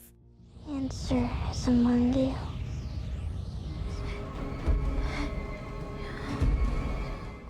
Back at safety, the family bombshell explodes. Angel reveals he knows about Cordelia and Connor. In a moment of pure jealousy mixed with angry dad energy, he kicks Cordelia out of the hotel and tells her to go live with her little boyfriend. The team fragments just as the strongest villain in history is loose in the city. Angel is sulking in his room and drawing, acting like an emo teenager, while the apocalypse rages on. Gwen, the mutant thief who shocks everyone, reappears. She was trying to skip town, but the Beast killed her client and stole an artifact from inside the guy's body. Indiana Jones and the Temple of Doom style, but much bloodier. The team discovers the Beast is hunting totems from a mystical order called the Ra-Tet to blot out the sun permanently. Basically, the villain's plan is to turn LA into an all-you-can-eat buffet for vampires. They try to protect the Last Guardian, hiding him in Gwen's high-tech panic room. Cordelia and Angel stand guard. She tries to talk about their relationship, but Angel is in the cold shoulder zone. Suddenly, they both mysteriously black out. When they wake up, the Guardian is dead, and the artifact is gone. Someone sabotaged the plan from the inside, confirming there's a traitor among them. Among Us, Demon Edition. They realize their only chance is to stop the Beast's ritual. The team reaches Connor's loft, where the monster is already assembling the puzzle of evil. Fred and Wesley open a portal to suck the creature in, but it's too late. The sun goes black. Total eclipse. It's 30 days of night in California now. Before vanishing, the Beast looks at Angel and calls him Angelus. The monster knows the vampire's psychopathic alter ego. Wesley, ever pragmatic and dangerous, suggests the riskiest idea possible. To beat this thing, they don't need Good Angel. They need to bring Angelus back. It's like releasing Hannibal Lecter to catch a pickpocket. This is going to go horribly wrong.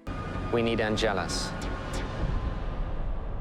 The situation in Los Angeles is worse than a horror movie set. No sun and crawling with monsters. The team is desperate, and Wesley suggests the most dangerous idea yet. Bring back Angelus because apparently the evil alter ego knows things Good Angel doesn't. They call in a mystic named Wu Peng to do the job. Cordelia, who has seen the vampire's dark side firsthand, convinces Angel to agree, arguing that Angelus is smarter. They build a cage in the basement, setting the stage for disaster. But the mystic is actually a traitor working for the big bad, the Beast. He tries to kill Angel mid-ritual but fails and kills himself shortly after. Searching the traitor's body, the team discovers a magical sword capable of killing the Beast. A scavenger hunt ensues, Indiana Jones style, through sewers and caves. There's a heavy vibe between father and son because Connor is unbearably jealous of Cordelia. They find the sword in a pocket dimension and phew, it looks like the tide is turning.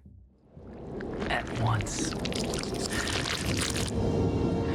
Say things are starting to look... Angel? Angel decides to face the beast alone in the hotel lobby. The fight is brutal. The sword breaks, but with Connor's help, Angel improvises and manages to kill the monster. The sun shines again in LA. Everyone celebrates. The group makes up, and Angel finally kisses Cordelia. The moment is so perfect, so incredibly right, that he hits a moment of perfect happiness. He screams Buffy's name and loses his soul. But then comes the Inception-style plot twist. Everything, from the fight to the kiss, was an illusion created by Wu Peng at the start. Angel never left the cage. The happiness was mentally induced just to release the monster. Angelus cackles in the cage. The nightmare has truly begun.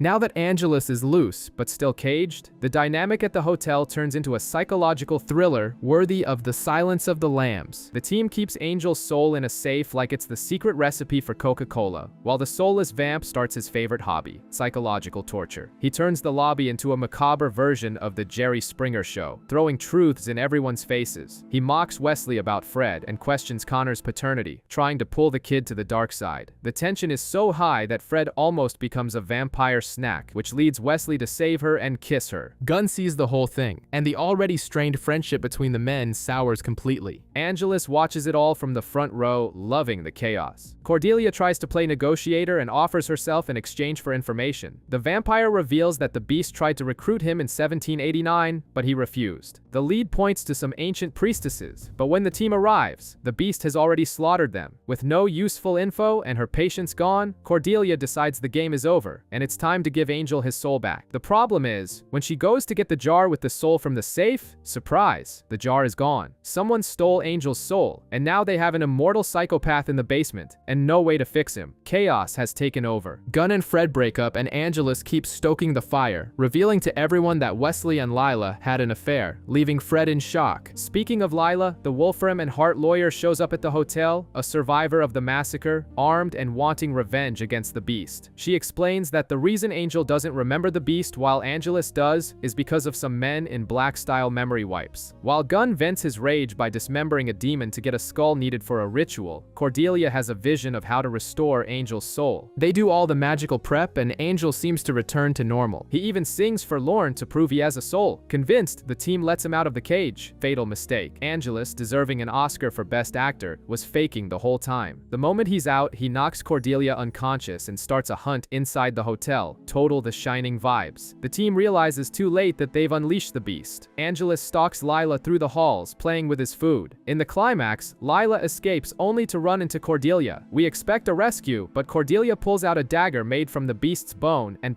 it into Lila's neck, killing the lawyer in cold blood. With a macabre smile, Cordelia reveals that she was the one who set Angelus free. The traitor has been in charge the whole time. Angelus arrives late for the feast and finds Lila already dead, looking as frustrated as a kid who missed the ice cream truck.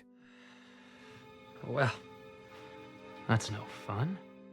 But it's Wesley and Gunn who have to deal with the mess. Wesley, in a super dark moment, has to decapitate Lila's body to ensure she doesn't come back as a vampire, even having an imaginary farewell dialogue before the final Game of Thrones style blow. Meanwhile, Cordelia faints, and Connor, being a total simp, drops everything to take care of her. But the real action is at the women's prison, where Faith is training. Wesley shows up asking for help, and the Slayer doesn't think twice. She jumps out the window and escapes with him. Arriving at the hotel, Faith takes command like a 5-star general and puts Connor in his place after a fight where she proves who's boss by holding a crossbow to his neck. Angelus discovers that the beast has a bone weapon and decides he doesn't take orders from anyone. He attacks the beast and, using the monster's own bone dagger, kills the big guy. The sun shines again in Los Angeles, ending the eternal darkness.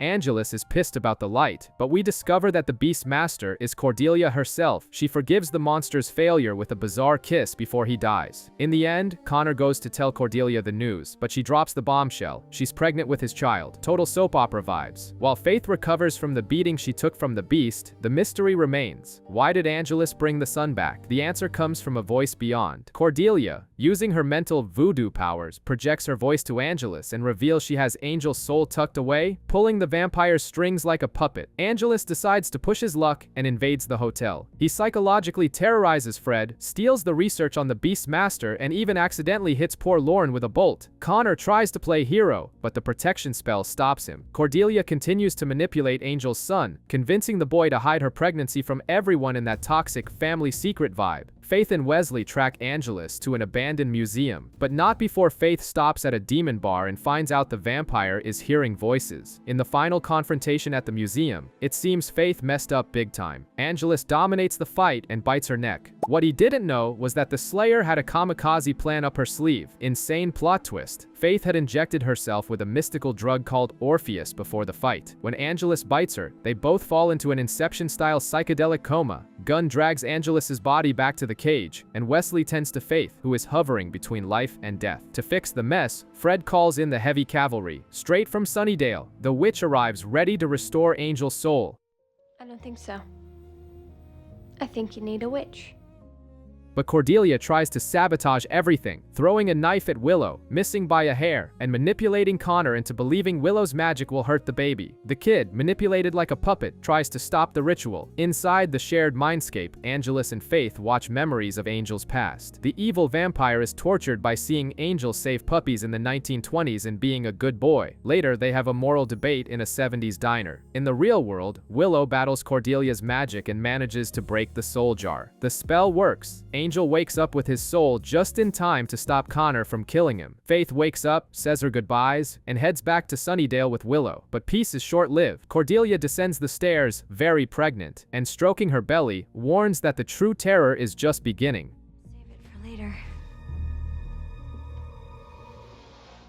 Gwen returns to the party and decides to recruit Gunn for a mission that looks like it's straight out of Ocean's 11. The goal is to break into a high-security mansion and steal a device called Lisa. Gunn, surprising exactly 0 people who didn't know about his hidden talents, starts speaking fluent Japanese and helps with the heist. But, of course, Gwen has ulterior motives. The device is meant to control her electrical powers. It works so well that for the first time, she and Gunn manage to have an intimate moment without him being turned into charcoal. Meanwhile, at the Hyperion Hotel, the mood is heavy. Angel refuses to feel guilty for Angelus's atrocities, telling the team they knew the risks. But the real focus is Cordelia, whose accelerated pregnancy is making biology weep. Lorne, everyone's favorite green demon, decides to perform a mystical ritual to read Cordelia's aura and understand what's happening. He needs privacy, but Cordelia, smelling trouble, comes down the stairs with a knife, ready to silence the karaoke singer. Except it was all a trap worthy of Home Alone. The team was hiding, waiting. Lorne's ritual was just him shaking a magic 8-ball, and the ball's answer to "Is Cordelia evil?" was a resounding "Outlook good," or rather, definitely. The mask is off, and Cordelia embraces her role as the villain, manipulating Connor, who continues to win the award for most gullible character in history, into fleeing with her. Angel finally connects the dots when he realizes she called the baby My Sweet, the same bizarre nickname Angelus's master used. To make matters worse, Angel goes to confront Skip, that demon who seemed like a nice guy, and discovers their lives have been a demonic Truman Show. Everything, from Fred going to Pylia to Wesley's betrayal, was orchestrated to allow this master to be born. Skip tries to fight, but Wesley, proving he's leveled up, guns the demon down. In a hideout, Cordelia brainwashes Connor using a fake apparition of his mother, Darla, and prepares a virgin sacrifice to accelerate the birth. Angel arrives determined to do the unthinkable, kill Cordelia to stop the apocalypse. He raises his sword, apologizes, but is blasted back by a blinding green light. The baby is born. But it's not a baby, it's a stunning, full-grown woman.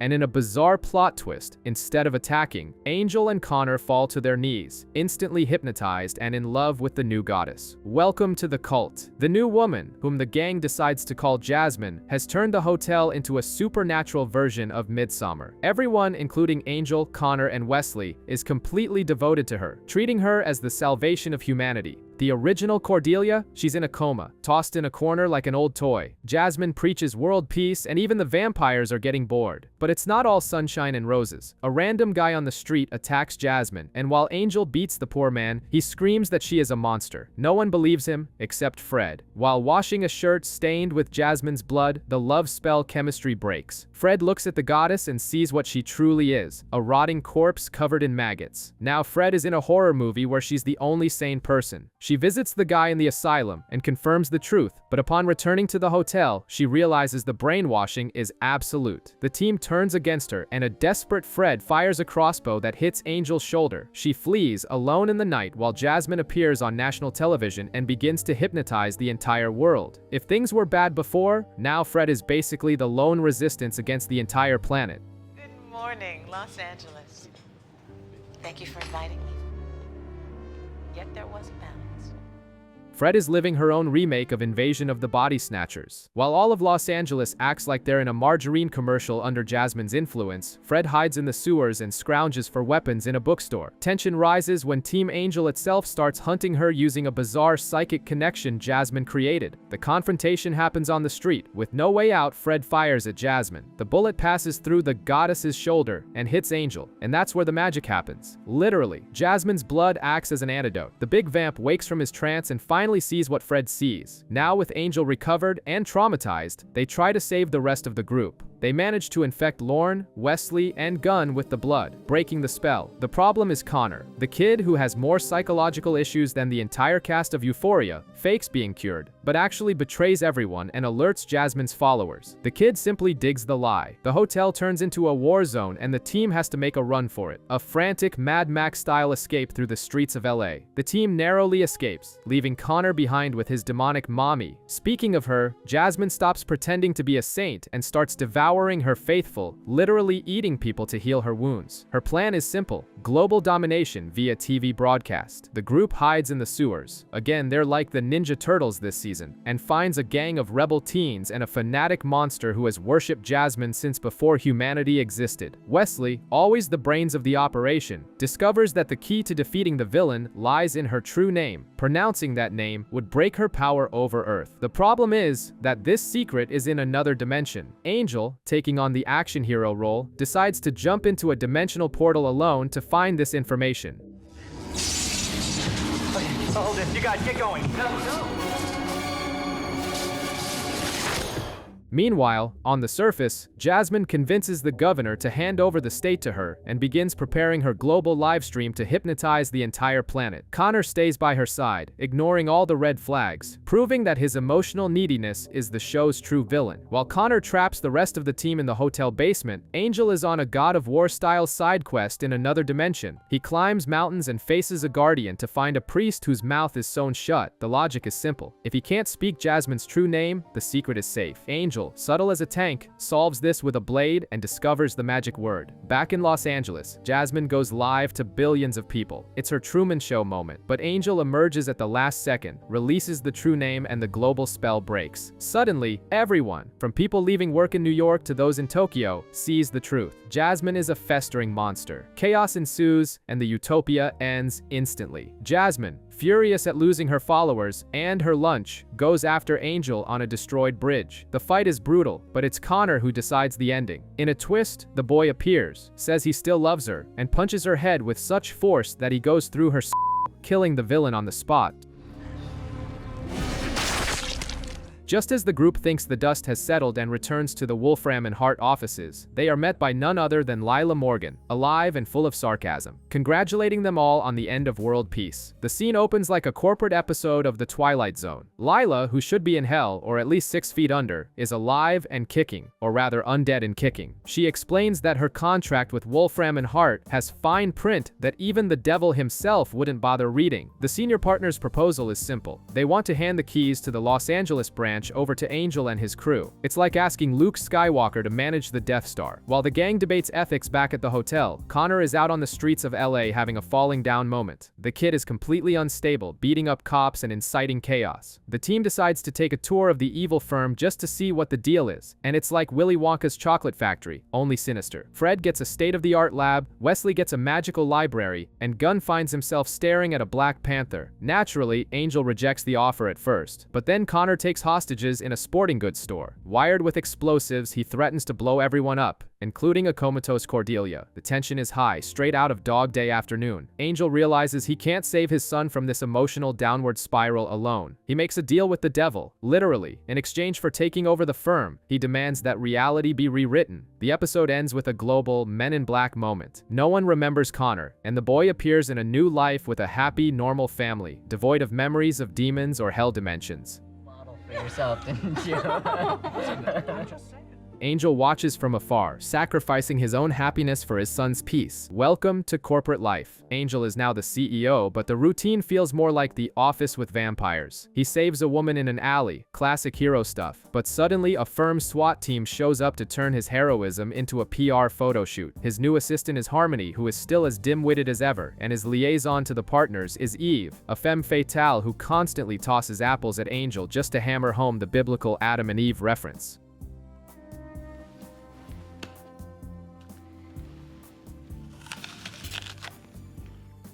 While Fred is spiraling, convinced all the employees are evil spies, Gunn decides to go for a Matrix-style upgrade. He enters a sinister room, gets a brain zap, and comes out knowing every law in the universe. Like Neo learning Kung Fu in 2 seconds. And they need it, because a client named Corbin Freeze is threatening to release a virus if he's convicted. Angel tracks down a mystic named Spanky, and yes, the name is exactly because the guy runs a 50 Shades of Grey-style dungeon. After taking a beating, and giving one, with cricket bats, Angel discovers the virus is actually inside the villain's own son. In the end, Gunn crushes it in court with his supercharged brain. Angel defeats the goons at the boys' school, and everything ends well, but the peace is short-lived. The amulet Angel brought back from Sunnydale starts to glow and spits out Spike. The platinum blonde vampire is back, and his "what the hell am I doing here" face is priceless.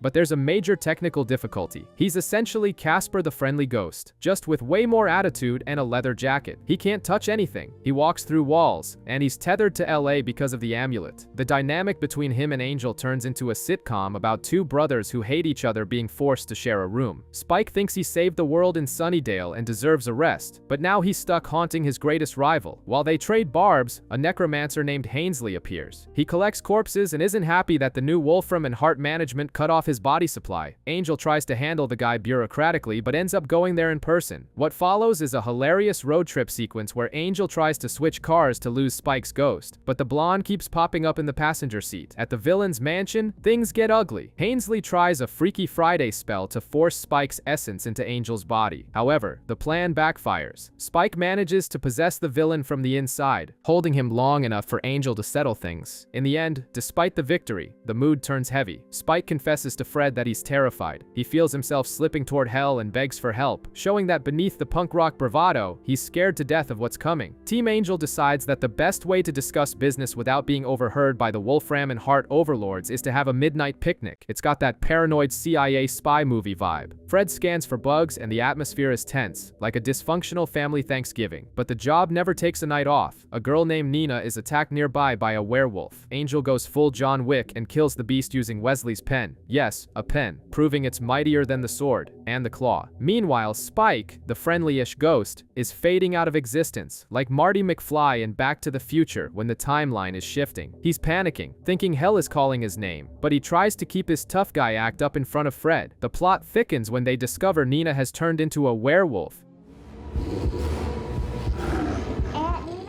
Even worse, there's a gourmet club for the elite, led by a guy named Jacob Crane, who is basically Hannibal Lecter, with more money. Tonight's menu: fresh werewolf meat. They kidnap Nina to be the main course at a bizarre banquet that would make any Food Network chef gag. Angel arrives to save the day, but Nina has already resigned herself to becoming dinner. Naturally, a shootout, a wolf transformation, and general chaos ensue. In the end, Nina bites the traitorous scientist who sold her out. Crane, being a pragmatic host, decides the scientist will serve as the main course divorce for next month. Poetic justice served cold. Spike reappears, relieved he hasn't gone to hell yet, and Angel buys Chinese food for the gang, ending the night with that sitcom vibe where everything ends with pizza. Fred is working overtime in the lab trying to give Spike a body. She's certain she can bring him back to the physical world, but things go south fast. Spike starts having disturbing visions, very much in the vein of The Sixth Sense, seeing people and flickering lights. While Angel discusses the budget with the mysterious Eve, because fighting evil is expensive, Spike is being haunted by a man named Pavane, an 18th century doctor who enjoyed torturing patients and cheated death. The guy is essentially a slasher movie villain trapped in an office building. The situation turns into a psychological horror film. Spike is trapped in a hellish basement being tortured by the mad doctor who calls himself the Reaper. No one can see or hear the blonde vampire until he uses the classic trope of writing in the steam on Fred's shower door. Message received. Time for a rescue.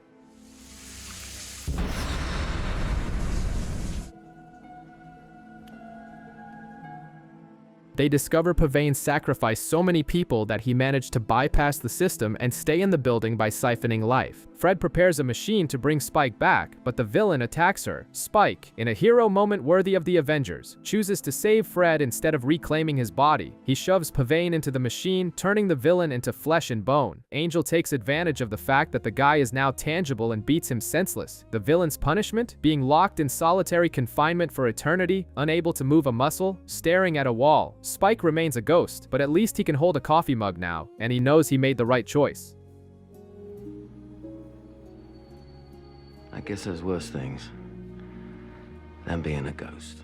It's Halloween at Wolfram and Hart, and if you think office parties are boring, wait until you see this one. Lorne is organizing the event of the century to please demons and VIP clients, but there's a catch. He's literally had his sleep surgically removed so he can work more. Terrible idea. Lorne's sleep-deprived subconscious starts affecting reality like a drunken genie. Everything he says becomes a literal command. He tells Gunn to mark his territory, and the guy starts peeing around the office like a dog. He tells Angel and Eve to get a room to resolve their tension, and the two immediately start a wild makeout session right there. As for Spike, the punk rock vampire becomes the life of the party, dancing happily and being overwhelmingly positive. It's a sight more bizarre than any monster in the series. Meanwhile, a giant beast, the physical manifestation of Lorne's exhaustion, is wrecking everything, turning the posh party into Project X levels of total chaos. The gang finally realizes they need to put Lorne to sleep to end the madness. As soon as he passes out, the monster vanishes, and the spells break.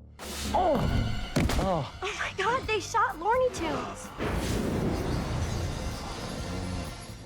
The irony? The firm's psychopathic guests thought the massacre and destruction were the highlight of the night and loved the party. Ultimately, it was a corporate success fueled by blood and embarrassing situations that HR is going to have a hard time covering up. In the spirit of Dia de los Muertos, Angel runs into a firm employee wearing a lucha libre mask. It's not cosplay. The guy is connected to an Aztec demon with an unpronounceable name, Tezcatlipoca, who has a diet rich in the hearts of heroes. Investigating this, Angel discovers the legend of the Hermanos Numeros, a family of wrestlers who protected the weak until they were decimated by the demon. Only Numero 5 is left, living a bitter life that's a mix of the wrestler and Nacho Libre. Angel decides to become a motivational coach, trying to help Numero 5 reclaim his lost glory. The vampire with a soul basically becomes Rocky Balboa's trainer, helping the wrestler find the inner hero he lost when his family was killed. It's a classic redemption story, just with wrestling masks and Aztec demons in the middle of Los Angeles. While Angel plays supernatural WWE, Spike is in the library digging through the Shanshu prophecy. You know, the one that says the vampire with a soul will become human again? Angel pretends he doesn't care, calling it hokum, but Spike is obsessed, studying every line like he's prepping for a final exam, proving their rivalry is far from over. Wesley tries to act tough while negotiating weapons with a dealer, but Fred steals the show by bringing out a massive customized rifle. The deal goes sideways when Angel crashes the party, discovering the enemies aren't human, but cyborgs.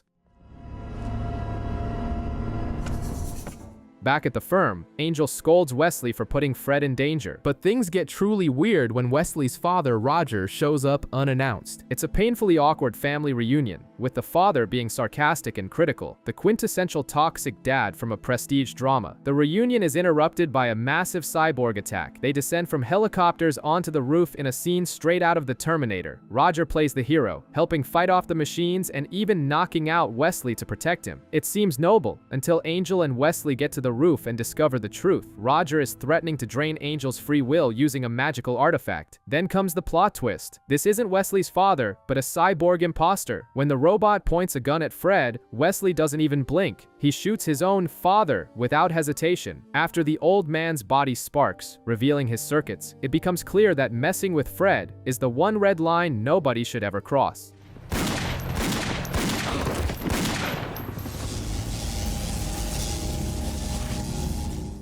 In the end, Wesley is left with the trauma of having killed the image of his father, proving he would do anything, no matter how dark, to protect the girl. We flash back to 1880 to see the beginning of the toxic bromance between Angelus and William, before he became Spike. In the present, a mysterious package causes Spike to regain his physical body. The first thing he does with his new materiality, he grabs Harmony for a in the office. Priorities, right? But the universe isn't a fan of the idea. With two vampires with souls and champion potential existing simultaneously, reality begins to collapse. The world descends into Y2K-style chaos, and Eve warns that only one can fulfill the Shanshu prophecy. The solution lies in the Cup of Perpetual Torment, hidden in an opera house. A Highlander-style race begins where there can be only one. Angel and Spike throw down for real, throwing decades of resentment in each other's faces, arguing over who loved Buffy more and who the real monster is. Spike fights with more heart, wanting to prove he earned the soul he fought for, unlike Angel, who received his as a curse. Spike wins the fight and in a moment of triumph drinks from the sacred chalice, which turns out to be nothing but Mountain Dew. It was all an epic prank or a false test. Angel is shocked that Spike won, but the real danger is lurking in the shadows. Eve isn't alone. She's in league and in bed with none other than Lindsay, the firm's old enemy, who is back with a body full of tattoos and is manipulating everything from behind the scenes. Being an assistant isn't easy for Harmony. She tries to live out her own legally blonde fantasy in the halls of Wolfram and Hart, but the reality is that no one gives a damn about her. Trying to shake off the bad vibes and make friends, she drags Fred out for happy hour, but the night spirals into the hangover territory, and Harmony wakes up the next morning with a small problem. The guy she hooked up with at the bar is dead in her bed. He was a key negotiator for an upcoming Demon Peace Summit at the firm. Harmony goes into full panic mode. She tries to dispose of the body in a slapstick, Weekend at Bernie's sequence, dragging the stiff across town while trying to keep her job. Hi, Mrs. Jacoby. Oh, crap.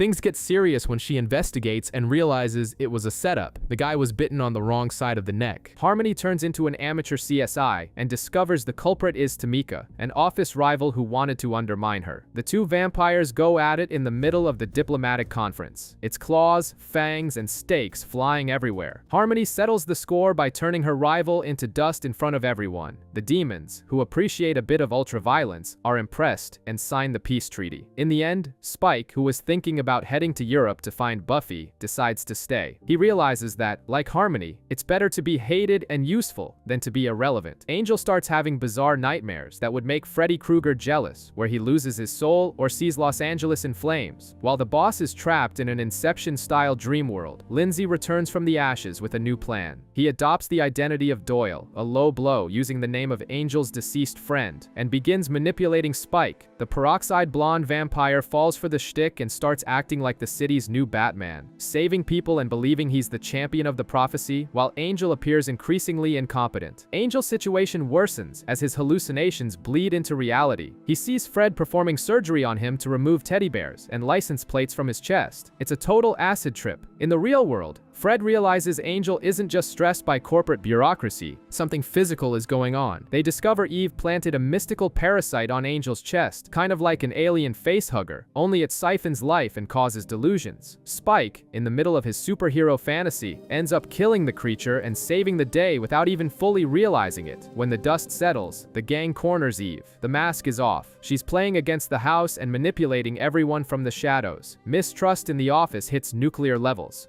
You should try looking inward.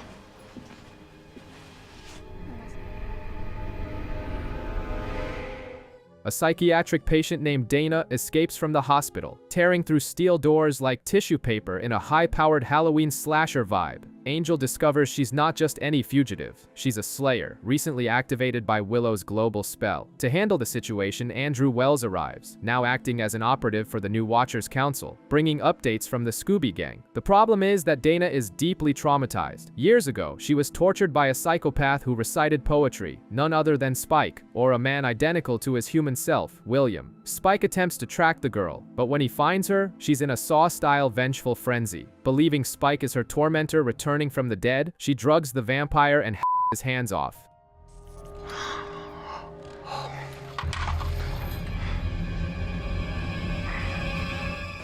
Angel arrives to prevent Spike from being carved into pieces, reveals the truth about her past, and sedates the girl, but there is no happy ending. Andrew, with a coldness uncharacteristic of his old self, uses a squad of slayers to take Dana into custody. He gives Angel a reality check. Buffy and the rest of the gang no longer trust him now that he's the CEO of the Evil Inc., Wolfram and Hart. It is officially a civil war among heroes, and Angel is on the wrong side of the wall. Things at Wolfram and Hart are going from bad to worse. Angel and the team find a brutal crime scene involving murdered nuns, and the vampire decides he's had enough. He wants to quit this corporate hellscape. But in a stroke of narrative timing, the phone rings. Cordelia Chase has woken up from her coma. The reunion is emotional, and the Queen Bee returns with her signature sharp tongue, ready to set the house in order. However, something feels off. While she tries to help Angel find his path again, the fake Doyle, who we know as Lindsay McDonald, continues to manipulate Spike. The charade doesn't last. Spike, in a moment of accidental genius, bites Cordelia and realizes she isn't evil, dismantling Lindsay's entire theory. The disguise falls like a Scooby-Doo villain mask. The team corners Eve and discovers Lindsay is in the basement, activating a bizarre security system. It's a race against time. Angel and Cordelia head down to face Lindsay, who draws a sword for a Highlander-style duel. That's how you use it. As they trade blows and barbs about the past, Wesley and Fred perform a ritual upstairs to neutralize the magical protection of Lindsay's tattoos. The plan works. The senior partners locate Lindsay and suck him through a portal for a very unpleasant conversation. With the crisis resolved, the team celebrates, but Angel stays behind with Cordelia. Then comes the gut punch. She reveals she never actually woke up. It was an astral projection, a one-time favor from the powers that be to get the hero back on track. She gives Angel one last kiss. The phone rings announcing that the real Cordelia has passed away at the hospital, and she vanishes. Get your tissues ready. That's impossible. She's standing right.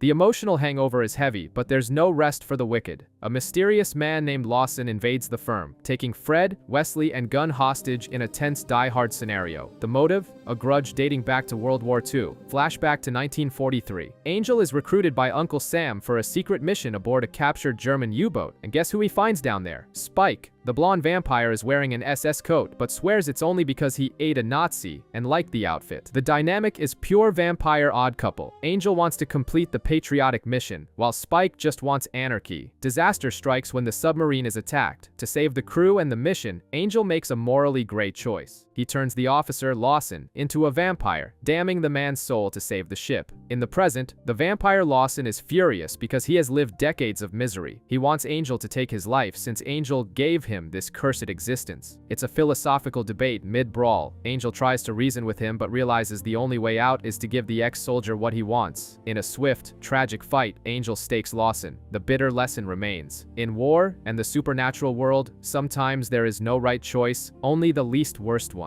Prepare yourselves for arguably the most bizarre episode in TV history. Children are falling into comas with eerie smiles on their faces after watching a kids show called Smile Time, essentially a demonic version of Sesame Street. Angel investigates the studio and, after tampering with the wrong equipment, is hit by a spell that transforms him into a puppet.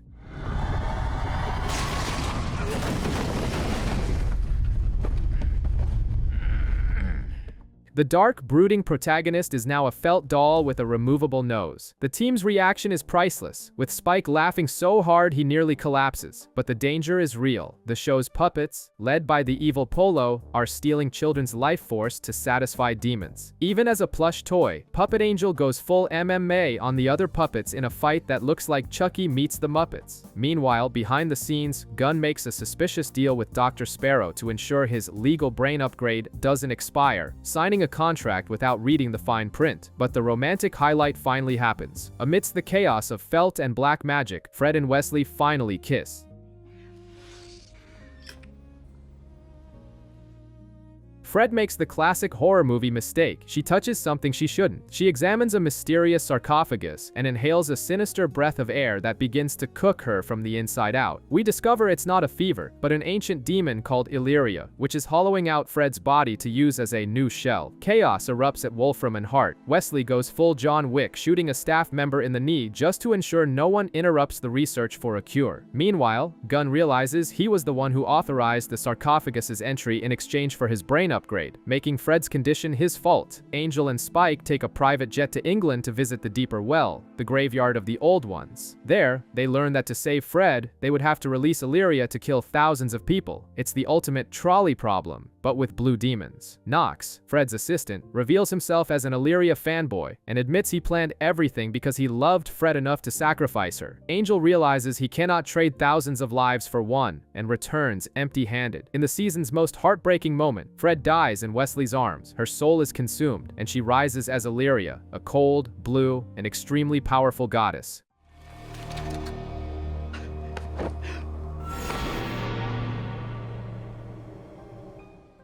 Wesley tries to kill Illyria with an axe, but the new owner of the house is indestructible. Angel and Spike return from England in a funeral-like atmosphere, while Gunn tries to beat information out of Knox. The problem is, Illyria rescues Knox, who continues to act as her #1 fan. The Blue Goddess decides to reclaim her ancient army to conquer the world, apparently, Louisiana. Traffic wasn't enough to stress her out. Wesley discovers Gunn's betrayal and, in a fit of pure rage, stabs his friend in the stomach with a scalpel. The team is shattered. They track Illyria to an abandoned bank that houses the portal to her temple. Angel tries the hero speech about fighting for everyone, but Wesley solves the Knox problem with a bullet, no speech required. Revenge served cold. Upon crossing the portal, Illyria gets a devastating surprise. Her army turned to dust centuries ago. Her world is gone, aimless and trapped in a human body filled with Fred's residual emotions. She returns to Wolfram and Hart.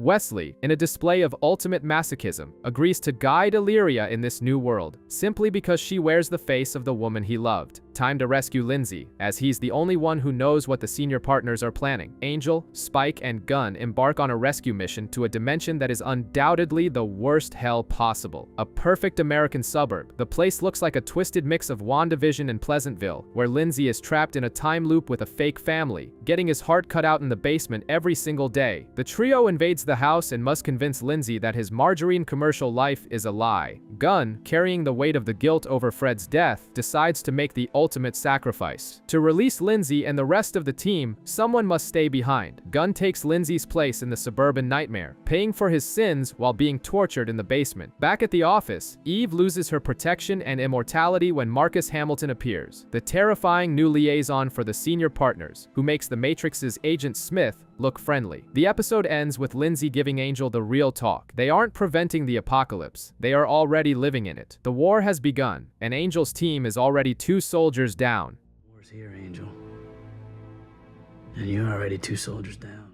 It seems the past has come knocking, and this time it's in the form of an indestructible teenager. A couple arrives at Wolfram and Hart with a bizarre problem. Their son was hit by a truck and walked away without a scratch, like Superman. And guess who the boy is? Connor, Angel's son, whose memories were erased and who now lives a normal life. Angel tries to send the family away to protect the kid, but it's futile when demons start attacking. The situation escalates when we discover the man behind this is Cyrus Vale, a supreme warlock who looks like a Doctor Strange villain. He reveals reveals he was responsible for rewriting reality for the senior partners and now wants to collect a favor. Connor must kill an old enemy, Sajan. It's a classic, inescapable prophecy. Meanwhile, Wesley discovers Angel signed the contract to erase everyone's memories and starts connecting the dots, believing the vampire traded Fred's life for his son's. The tension at the office is palpable. In a moment of extreme stress, Wes decides to play the hero and shatters the Orlon window, a magical artifact he believes will bring Fred back. The plot twist is cruel. The box only restores old memories. Now, everyone remembers the truth, including Connor. But unlike his previous teenage angst, the boy accepts reality, obliterates the demon Sajan, and even thanks his biological father before returning to his adoptive family. At least someone got a happy ending today. If you thought Illyria was powerful, wait until you see her glitching reality. We start with her invading the Hell Dimension where Gunn was being tortured, rescuing him with pure Terminator-style brutality. But this display of power comes with a price. The ancient goddess begins having glitches in the Matrix, jumping through time uncontrollably. The situation goes off the rails when Illyria enters a state of psychotic paranoia, believing Wesley and Angel want to kill her. We see the worst-case scenario. In one timeline, she massacres the entire team. Spike turns to dust in a second, Wesley is eliminated, and Angel literally loses his head. It's like Edge of Tomorrow, but with more blood and super-powered blue demons. Fortunately, Angel uses these time jumps to understand what's happening and prevents the massacre before it becomes permanent. Wesley, with the coldness of a man who has lost everything, uses a generator to drain most of Illyria's powers, turning the untouchable deity into something more manageable. Meanwhile, in the boardroom, Angel takes a step that horrifies Gunn. He signs a contract handing over a client's baby to a demon cult. The vampire with a soul is acting more like a heartless corporate CEO every day, proving that Wolfram and Hart corrupts even the best.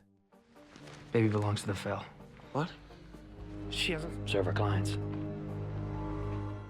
Forget the apocalypse for a minute. Angel and Spike are going on a Euro trip to Rome. The reason? Jealousy over an ex. They discover Buffy is in Italy dating the Immortal, a legendary villain who historically humiliated them both and slept with Darla and Drusilla at the same time. The official mission is to recover the head of a demon mobster to avoid a gang war, but the truth is, they just want to stalk the Slayer. Upon arrival, they run into Andrew Wells, who has traded his geeky life for one surrounded by Italian supermodels, acting like a magical Tony Stark. The episode turns into a slapstick comedy, with the two vampires failing miserably to infiltrate parties or see Buffy, while bickering like children in the backseat of a car over who she loved more. They end up beaten by goons, losing the demon head, which explodes in a cartoonish bomb, and being utterly humiliated by the Immortal without even seeing his face.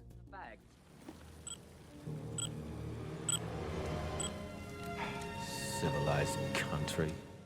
Meanwhile, in LA, the drama is heavy. Fred's parents arrive to visit their daughter, unaware she is dead. To spare the old couple the pain, Illyria uses her powers to transform into Fred and perform as her. It's a scene out of Invasion of the Body Snatchers that breaks Wesley's heart, watching his lost love's image used by the creature that killed her. In the end, Angel and Spike return empty-handed, only to find the Immortal had already solved the problem and sent them a gift. Lesson of the day: move on, boys. Angel is acting more suspicious than an imposter in Among Us. First, he sends Nina away like he's breaking up over WhatsApp. Then, he starts doing dirty political favors and helping a corrupt senator cover up scandals. The team realizes their boss is off, especially when Drogon, the honest guardian of the well, shows up battered, warning that Angel is ordering hits on his own people. To make matters worse, Hamilton, the senior partner's new right-hand man and Agent Smith look-alike, invades Spike's apartment and thrashes both Illyria and Drogon. The atmosphere turns lethal when the gang finds evidence that Angel has joined an elite secret society of evil called the Circle of the Black Thorn. They decide to confront the vampire at the office, armed to the teeth, convinced he's gone full Anakin Skywalker. But then comes the season's biggest plot twist. After a theatrical fight, Angel casts a glamour of secrecy and reveals the truth.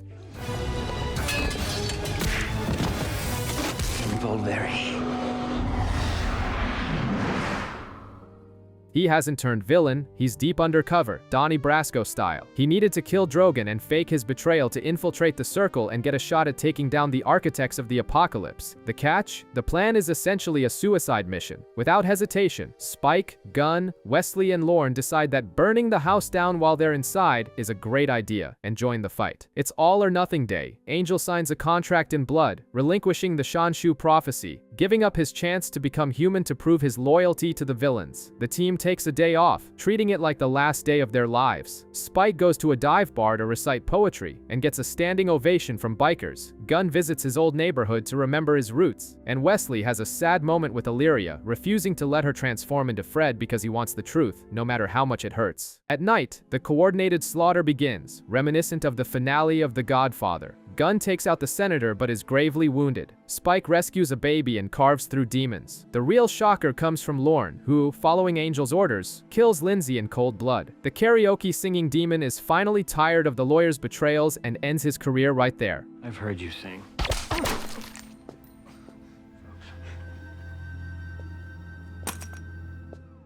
The hardest hit involves Wesley. He faces the warlock Cywus Vale and is mortally wounded. He dies in Illyria's arms in a heartbreaking scene, finally accepting the illusion of Fred in his final seconds. Illyria goes full God mode and punches the warlock's head into dust. Girl. Meanwhile, Angel is losing a brutal fight to Hamilton until Connor appears to help his father. Angel wins by drinking Hamilton's supercharged blood and overpowers him through sheer brutality. The surviving team gathers in a rainy alley. An infinite army of demons, including a giant dragon, closes in on them. With no chance of victory but plenty of style, Angel draws his sword and delivers the final line. Let's go to work. The series ends right there, in the middle of the most impossible fight in history. Okay. Let's go to work.